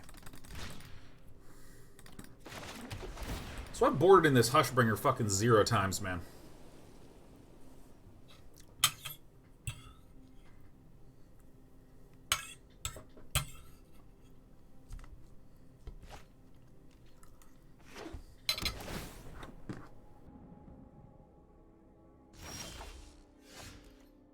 Hushbringer is an anti-cat tech. See the ESL news for SC2? Yeah. StarCraft 2 Esports now has 3 years of funding. 3 years is a good amount of years, man. StarCraft 2 has 3 years of funding.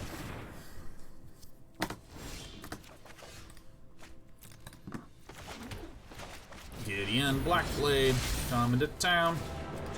Gonna take away your frown. Lend you my strength. Well, if it isn't Sheriff the Cat. Hello, Sheriff the Cat. Oh my god, we're so happy to be a cat, aren't we? Hey. Your pal Sean, he figured it out, he called it, he knew what was going down. Submit 0. Your light will cleave the dark. Boink, bonk. You have to get some +1/+1 counters on Gideon Blackblade, huh?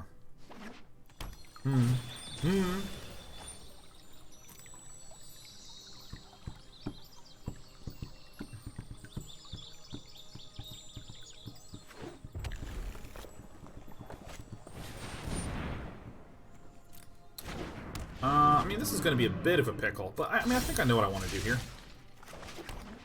I think what we want to do is we want to Unbreakable Formation, make it a 5/5. We want to plus ourselves.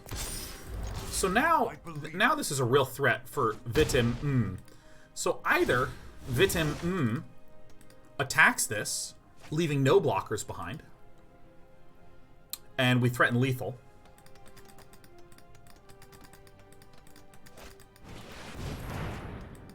Interesting. Goes for the lifelink. You got him, man. And a bonk. Do not frighten me. That's a problem.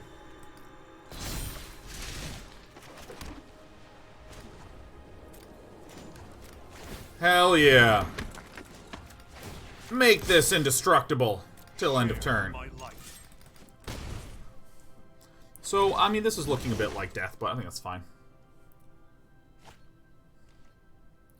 Yeah, if Gideon Blackblade gets to 0 toughness for some reason, such as a spell that said set enemy creature's toughness to 0, it would absolutely die.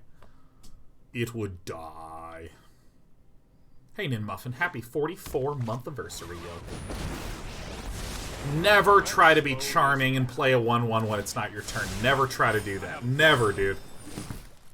Never try to be charming or funny when you're playing a white weenie deck. Fucking ever, dude. Well, there's still a chance. I didn't cast this, did I? Okay. You got me. Let's play this for just a little bit longer, and let's try out that Rakdos aggro, huh? I'm allowed to lose 1. I'm allowed to lose 1.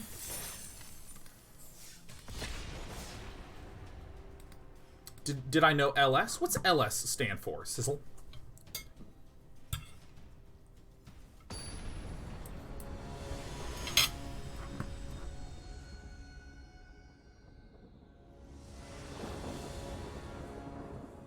Oh yeah, I know Last Shadow.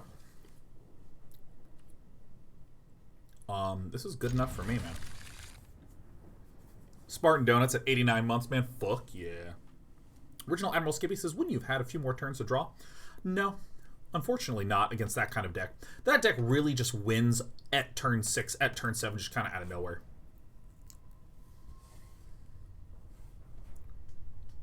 Yeah, I've known Last Shadow for ages and ages and ages and ages.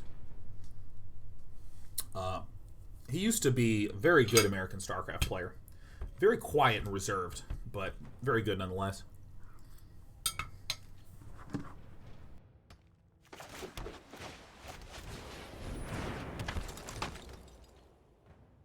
Kind of like weirdly good. I don't know, he played StarCraft very similar to how I played StarCraft, which is not socially. Like for me when I would play, I mean, it was just full on out alone time, man. Leave me alone.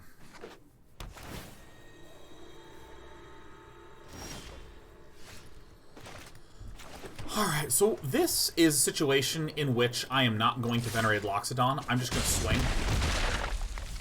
Because typically, this deck does have Clarions in the main board. Yeah, the last game was not 0%, but I would describe it as a low single-digit %, so fuck it, whatever. I don't really care that much.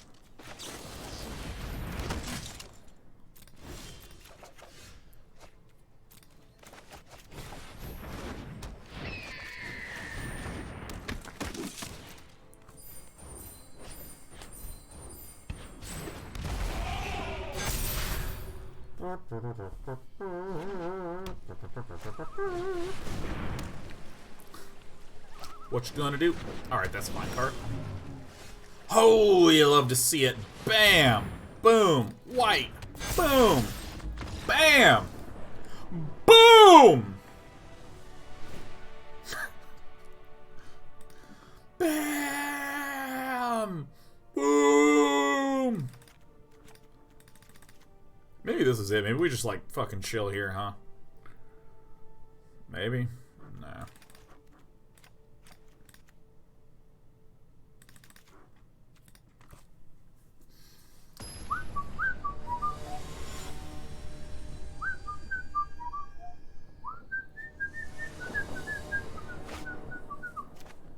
Yeah!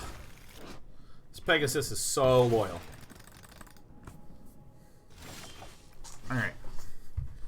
Healer's Hawk. Yeah, I do have Legends of Runeterra scheduled for Friday the 24th, because it's going into open beta. I will remind everyone that I did have a pretty negative experience with the game. Pretty negative. I did not find it to be something that would have any sort of long-term interest for me, but I'm willing to give it another shot. I'm willing to give it another shot. I'm willing. I am a kind god. How are the cats doing? Well, Despy has been a little Snugglesaurus Rex, which has just been just wonderful. Oh my god, I love that little kitty so much. Oh my god. what are my critiques for it? I'd put it into 4 basic categories. First, there were enough UI hitches and weirdnesses that felt like it was disrupting my experience. That I'd put that as one category. Let's see. I sort of had this thought out before. There was a real lack of resonance. That was category number 2.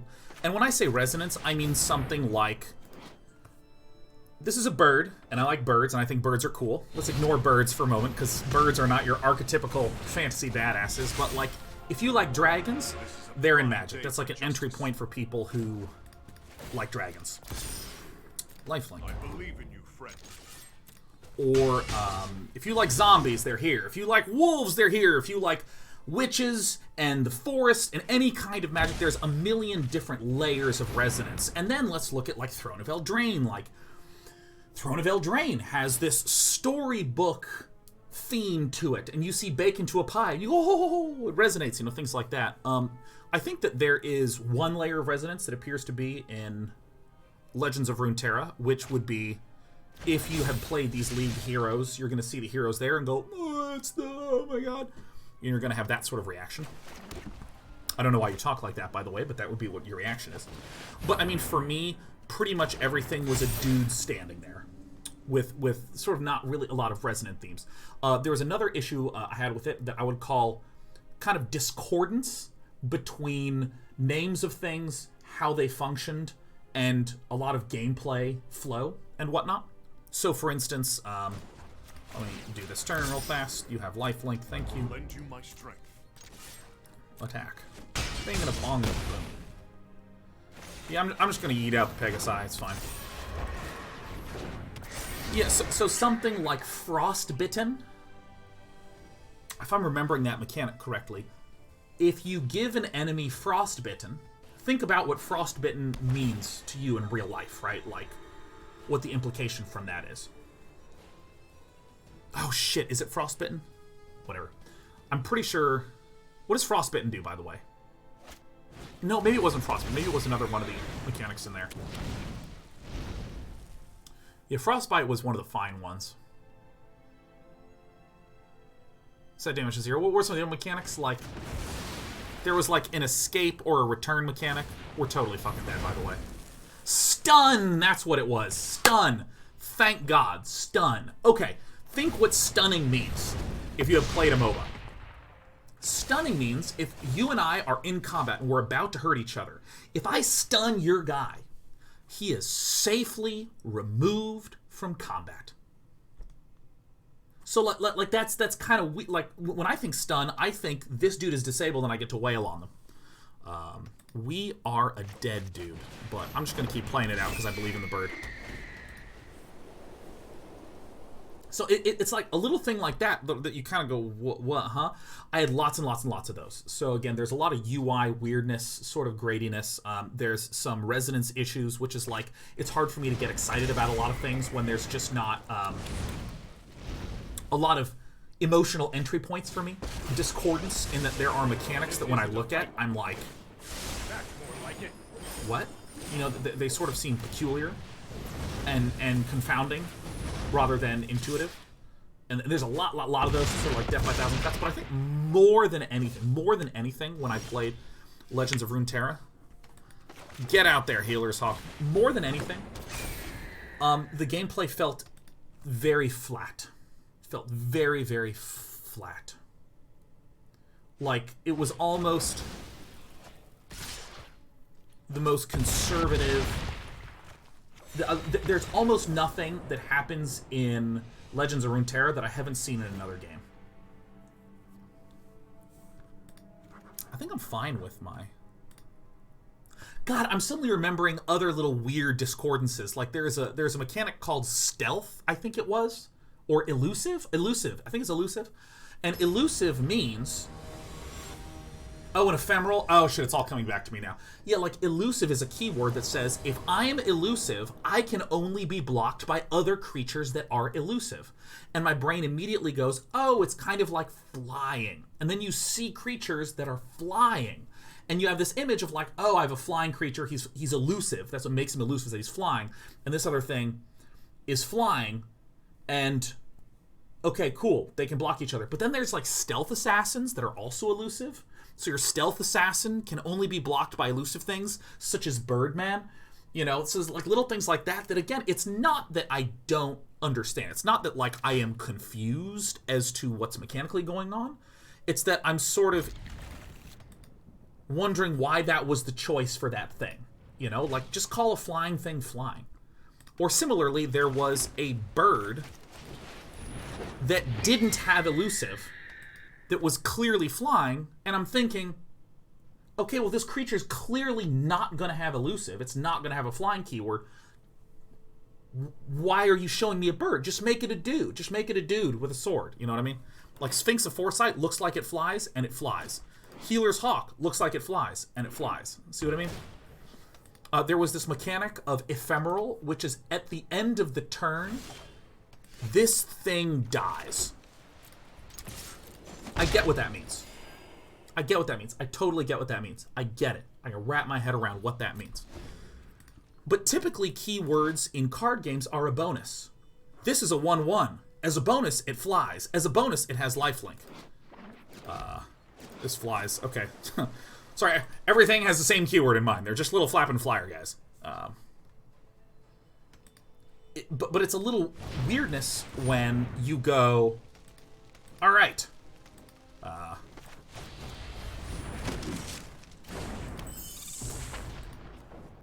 It's a little weirdness when you go, all right, this thing is like a creature, except it fucking dies. It's not that I don't get that. It's like, initially I look at it and I go, well, that's not exciting. Something like flying, oh, it can only be blocked by flyers. It's a bonus. And then you get deeper into the mechanics and you start to realize you can work with this bonus in more interesting ways, such as an enchantment that says, give all your flyers bonus XYZ. All right, everyone, we're going all in.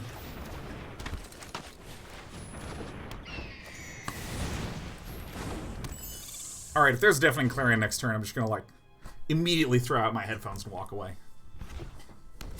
But like, I'm going to come back to the, damn it.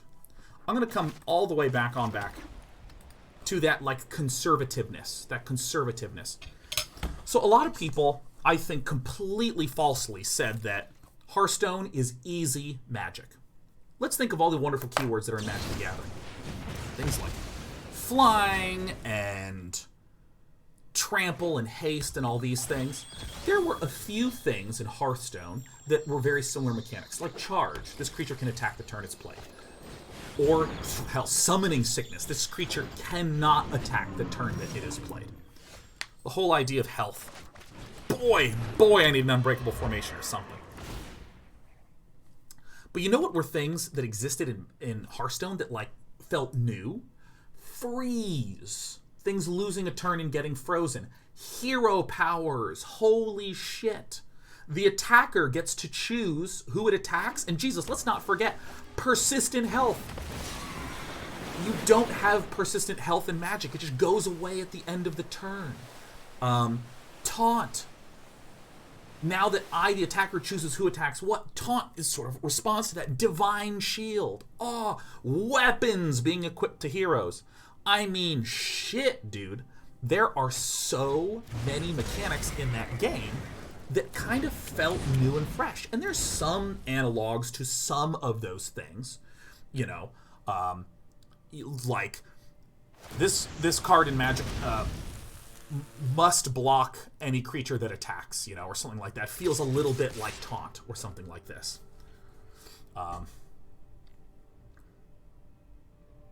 Hello, my name is Sean and I am dead. Whatever. I'm sure I'm dead. I'm not even going to do the math. Nice! Oh, so sick, so thick, so solid, so tight. Day 9 will lie in his bed dead tonight. Alright, let's get out of here. I think that maybe putting him without the crew is incorrect. Yeah, or like, this creature is tapped and cannot untap until the end of its turn. That's kind of similar, but if there is a creature with taunt that is frozen, you still kind of have to attack it anyways. Battlecry and Death Rattle already existed in Magic. Came over to Hearthstone. No big deal. So there's a lot of things in Hearthstone I haven't seen anywhere that really make me, even today, right now, having played the shit out of Hearthstone and streaming Magic to you right now, that makes me say I really had a great time with Hearthstone and it feels substantively different than Magic. But man, when I played Legends of Runeterra, I felt like I was playing with the persistent health of Hearthstone, with a bunch of keywords that were unusually labeled. There were some new ideas, but it just felt so conservative. I felt like if someone showed me that as a prototype and said, here's our prototype, what do you think? I would be very excited. I'd be like, oh, cool. I think you can do a lot more with this. This looks like a great start, you know. But when I was playing it way back when, oh, dude, this bird is going to save us. Get out there, healers.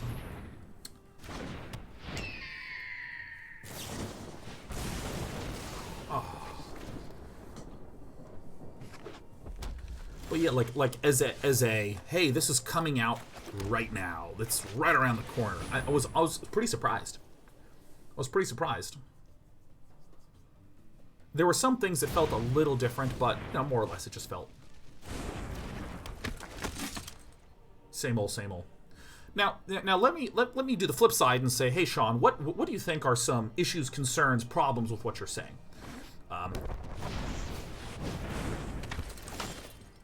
One could make the statement, okay, a potential issue is that, Sean, you just haven't played enough, and when you finally do, you're going to find a lot more joy in XYZ component to the game.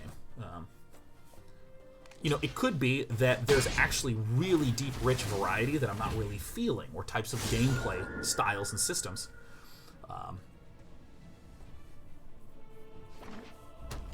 There's types of styles and systems that you just don't get because you just haven't gotten the chance to get them. And I'm like, oh, okay, cool, yeah. I think that's entirely possible. There are games that I did not like when I initially played them. Stardew Valley is probably the most notable example I like to reference. Like, the first 2 hours I was playing that, I was like, this sucks. This is tedious and boring. And then at some point I was like, fuck, I really got to get that bok choy watered. Like, I started to get really into that shit, man. I'm going to give my flyer flying and then give it flying at the end of the turn.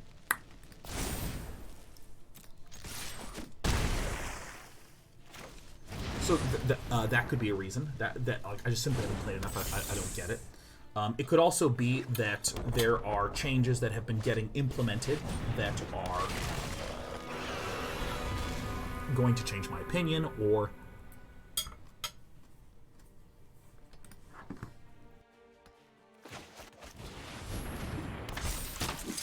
do I want to do this now? 3 and 3 is going to be bringing down to 9. I think this is fine to do. And then I block with the Tithe Taker, and then I have some flapping flyers.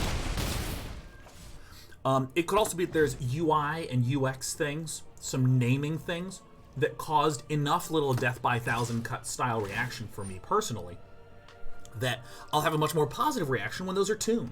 So for instance,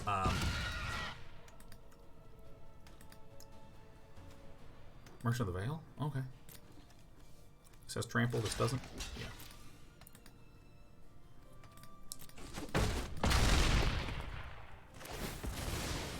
I remember there was a story, I think I heard this in a GDC talk, maybe there was a friend who told me about this, that there was a game that was in the prototyping phase, and everyone was like, yeah, no, I kind of have some concerns about how it's going to wind up panning out. You know, it doesn't really feel that good to play. The balance feels off. This unit or this creature or this hero. I don't remember what kind of game it was either.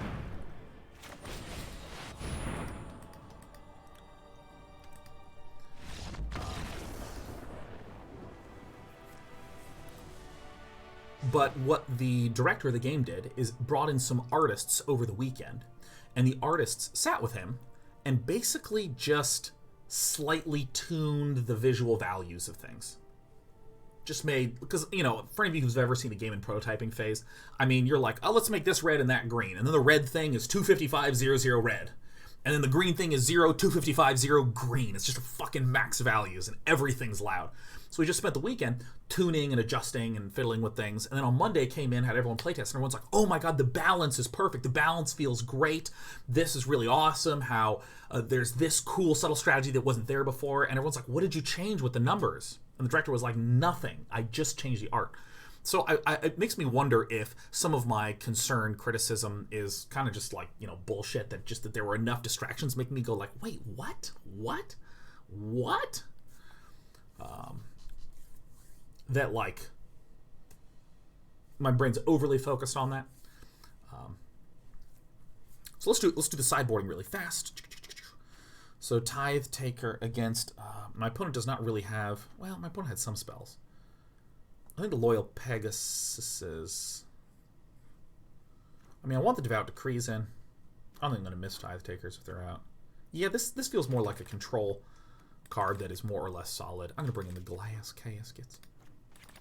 Take some Pegasuses out. Actually, I'm going to take out the Hazda Marshal and put back into Pegasus, because I think I'll get some life out of him.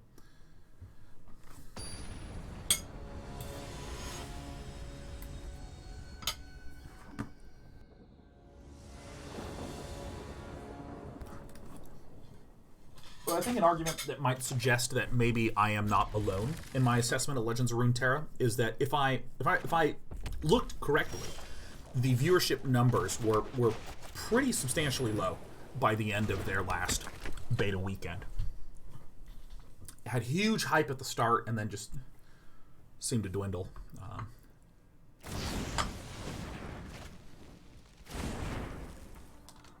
So, given all of that, I'm very interested in trying it out again, because I've played a lot of card games in the life, and when there is...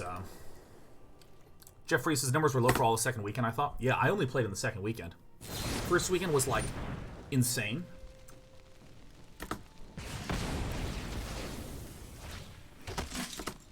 I'm going to wait till the end of the turn to cast, as I always should.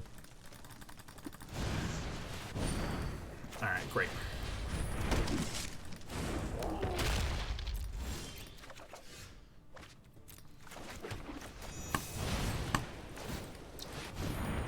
But I mean, in theory, the way things should look is big numbers when it's available, and then when it goes off, they go to 0, and then it comes back and there's another weekend, big fucking hype weekend, and it goes off.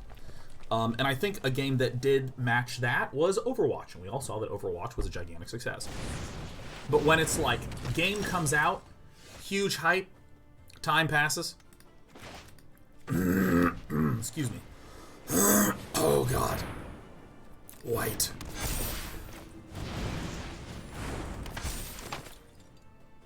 Time passes, and then next weekend comes out, and it's like, Gurky HD says, can't wait till I get to talk about game mechanics for my job. Love you, Sean. Ooh, what is... To what are you alluding? I think I just smashed this down right now, yeah.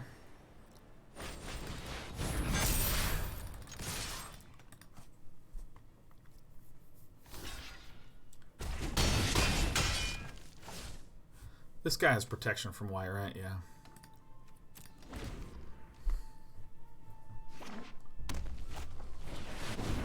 Gurky, did you get like some dope, sweet ass job thing? I'm going to do this right away, just to get it out, so I can swing with the team. We don't have to worry about anything dying, except in the form of a trade with our little Merchant of Vale.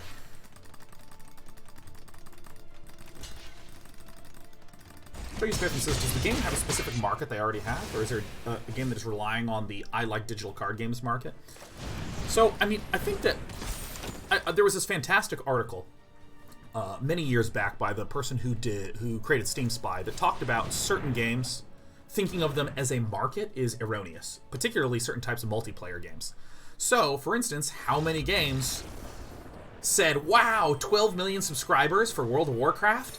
If we make an MMO and we get 5% of that even, that'd be amazing, because there's a big MMO market. But the word market implies that I mean, like the way a market works. People keep showing up, they want to buy, and they leave. And then some time passes, and they keep showing up, and they want to buy, and they leave.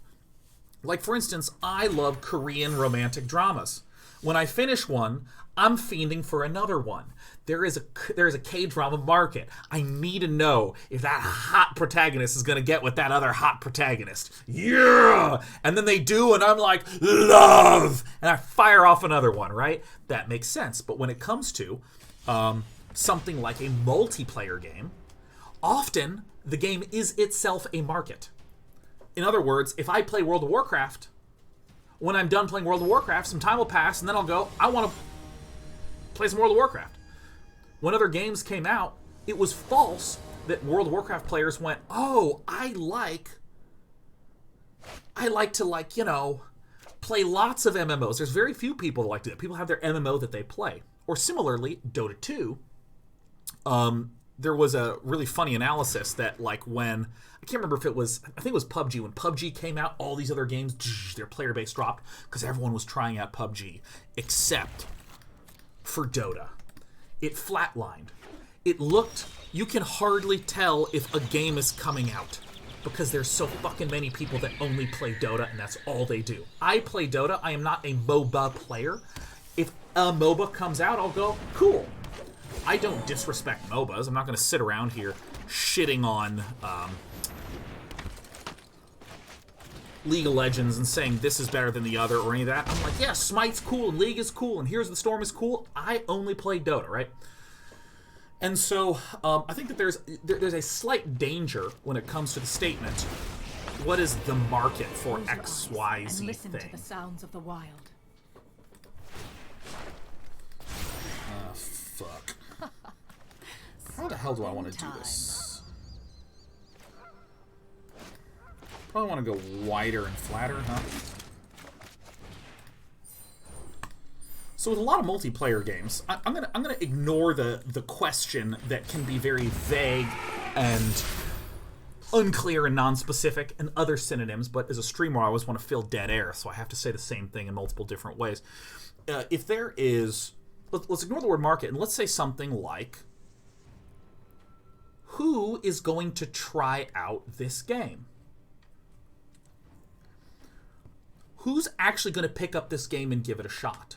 I think one market, fuck me, I actually can't use that word, one collection of humans that will very likely try out this game are League of Legends players.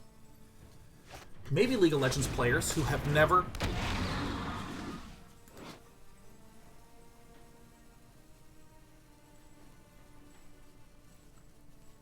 Fuck.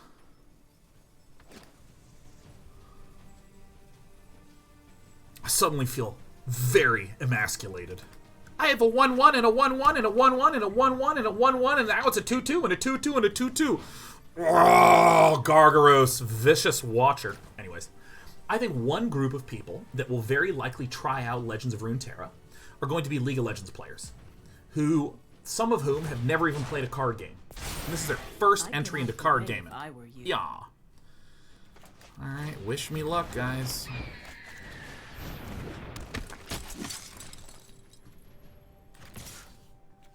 Hey.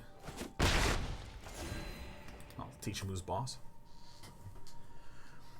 I think there's another group of people, which might be people who have played Hearthstone and are maybe feeling like they get it. They've had their experience. Like, you know, you've heard me say this. I love Hearthstone.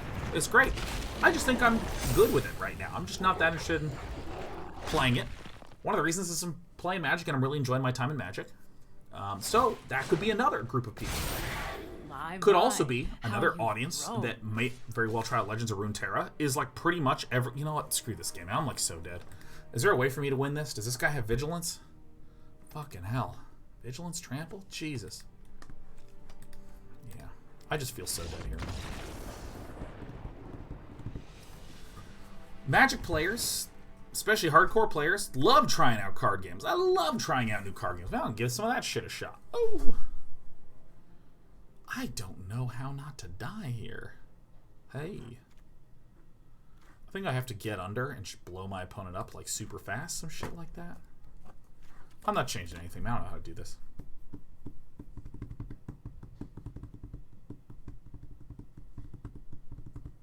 You know what's another group that might try out Legends of Runeterra? It could be people that have been interested in League of Legends, but maybe felt daunted. But they've always been kind of interested in some of the lore. Because there's increasingly deeper explorations of the lore and the identities of heroes / champions, or whatever the heck it's supposed to be called. All that sort of stuff. So I do think that there is a substantial number of people that will try out Legends of Runeterra. I don't think I have any doubt about that. I think my question / concern would be, what's going to happen if someone is playing for a while and they don't have a really home run experience? And they put it down. And they go, yeah, no, that game's really cool. Yeah, I tried it out. I get it. Which, you know, I is pretty much me. I played it and I was like, okay. In a sense, part of the reason why I'm playing it on that Friday is almost an obligation. Like, did I miss something? I know people are excited about this. Is it me? Is it me? So what if I just throw some bodies at this problem, huh? What do I think about that? That seems good.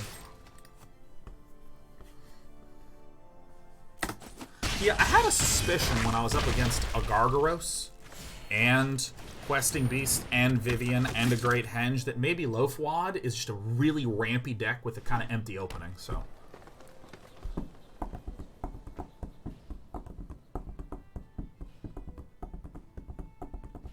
Dresden says, I often find no reason to stick with these more niche indie card games, too.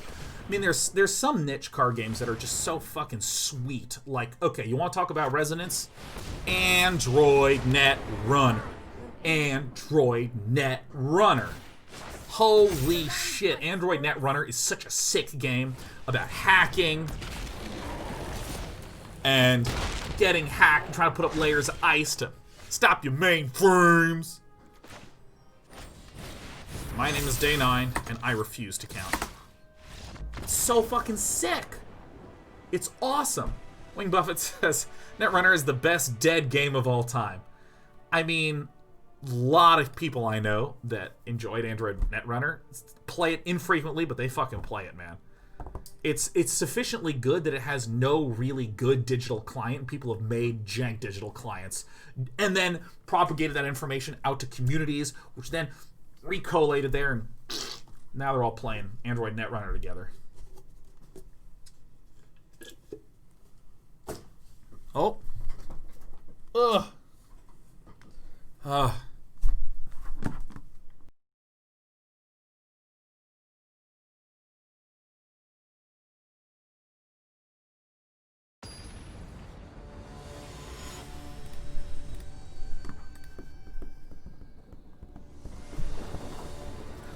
Jeffrey says, there have been a bunch of card games I've played as a rather serious TCG player, which have such awesome game mechanics, but never really got off the ground. I think it's kind of a shame that older card games will never really go away to make room for new games designed in the modern era from the ground up. I have to mulligan this because I need to go under, maybe? My opponent goes first? This is a lot of flyers and a giant killer. Fuck yeah, I'm holding on to this bad boy. Doesn't matter. We're going to draw planes right off the top. Actually, I have a lot of doubt in that claim. Yeah, no, I don't have the same confidence as I've had with my other calls. But, you know, I think that what I would do is I would highlight two things. Because I think that competitive card games is one of the most interesting little microcosms for understanding various approaches to design, particularly multiplayer design, due to the fact that making a card or a board game is just infinitely fucking easier than making a digital anything. Like, I'm going to spend the next 2 months doing multiplayer networking for physics just because I want to have a pinball game where you and your buddy are firing balls at each other and putting walls up, right? Just to have balls and walls is a technical marvel, okay? God, I'm fucking really good at this game.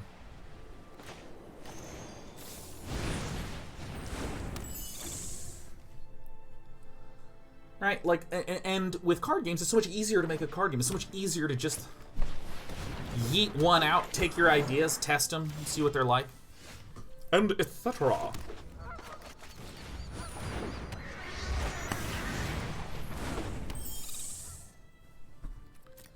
so much easier to produce this kind of thing that there's been a lot of really interesting examples in the history of card games. And I'm going to really struggle to name them specifically because I tend to forget the name of the game and then remember the concept. But there have been so many card games that have said...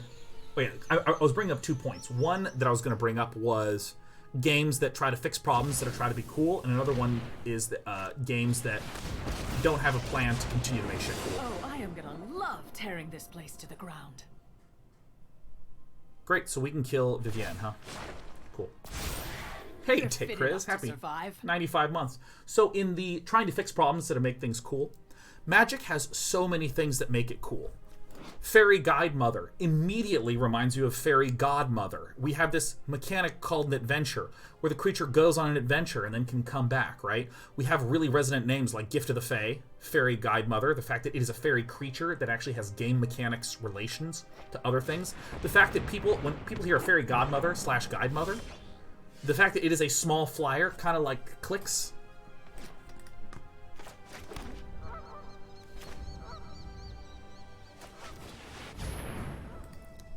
White.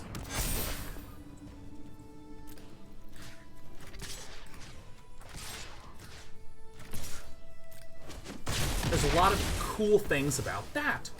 There's a lot of cool things about that. There's too many card games that have come out where people go, God, you know what I hate?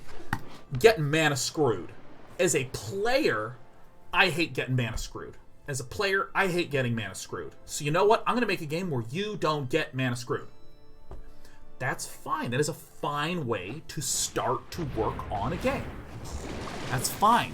There's nothing wrong with that at all. But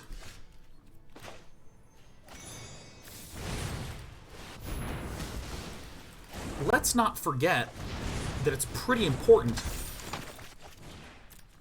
to make a game good.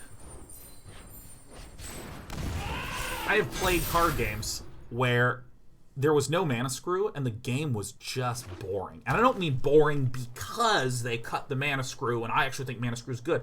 I mean they address that problem and forget basic, I shouldn't say basic stuff, forget the important part, the hard part. Make the game fun. I think we may be dead.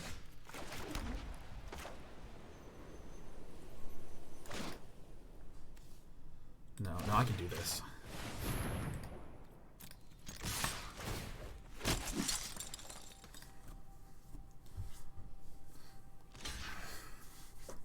Then I can Unbreakable Formation.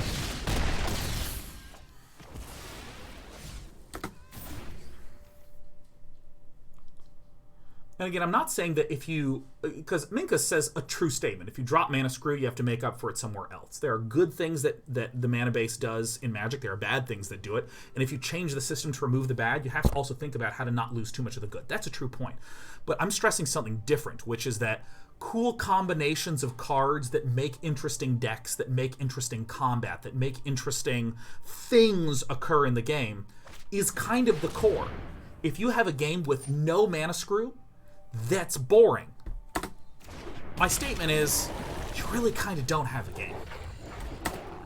So there's tons of card games that have done that historically, which is fascinating. So we don't block this. We let all of it through. Well, actually, I mean, I can't block anything, but in addition, I choose not to. And then I have to count. So if I swing with everything, then I will have 1, 2, 3. Actually, let's count the number of blockers. We're going to have 1, 2 blockers, and we're going to be coming in with, dude, infinity damage. We can't lose. Maybe we can lose now. 4 and 4 and 4 and 1, 2, 3, 4 get blocked. 1, 2, 3. No, 3 get blocked. Okay, that's fine. So I have to do this in a slightly weird way. I have to do full control. Resolve this. And I have to make sure I do this correct, which is that they have vigilance, so this means that I can then declare everyone attacking. And now that I've declared attackers, before it goes to blockers, then I can do this and tap that. So now the Giant Killer is both attacking and is also tapping the Questing Beast. So now there's only 3 blockers. I don't know if I needed to do that, but I can. Oh, let me tell you something that is hilarious. This and this and this have flying, so it doesn't even matter. Nice play. I think that means that I did do a very good thing. Because if my opponent goes block, block of these two, we still have 3, 8, and 4, which is 8. We have Xaxes. Woo, shit. No, because the Giant Killer's attack. Never mind. We have a whole billion more damage. We win by 4, I think. Yeah.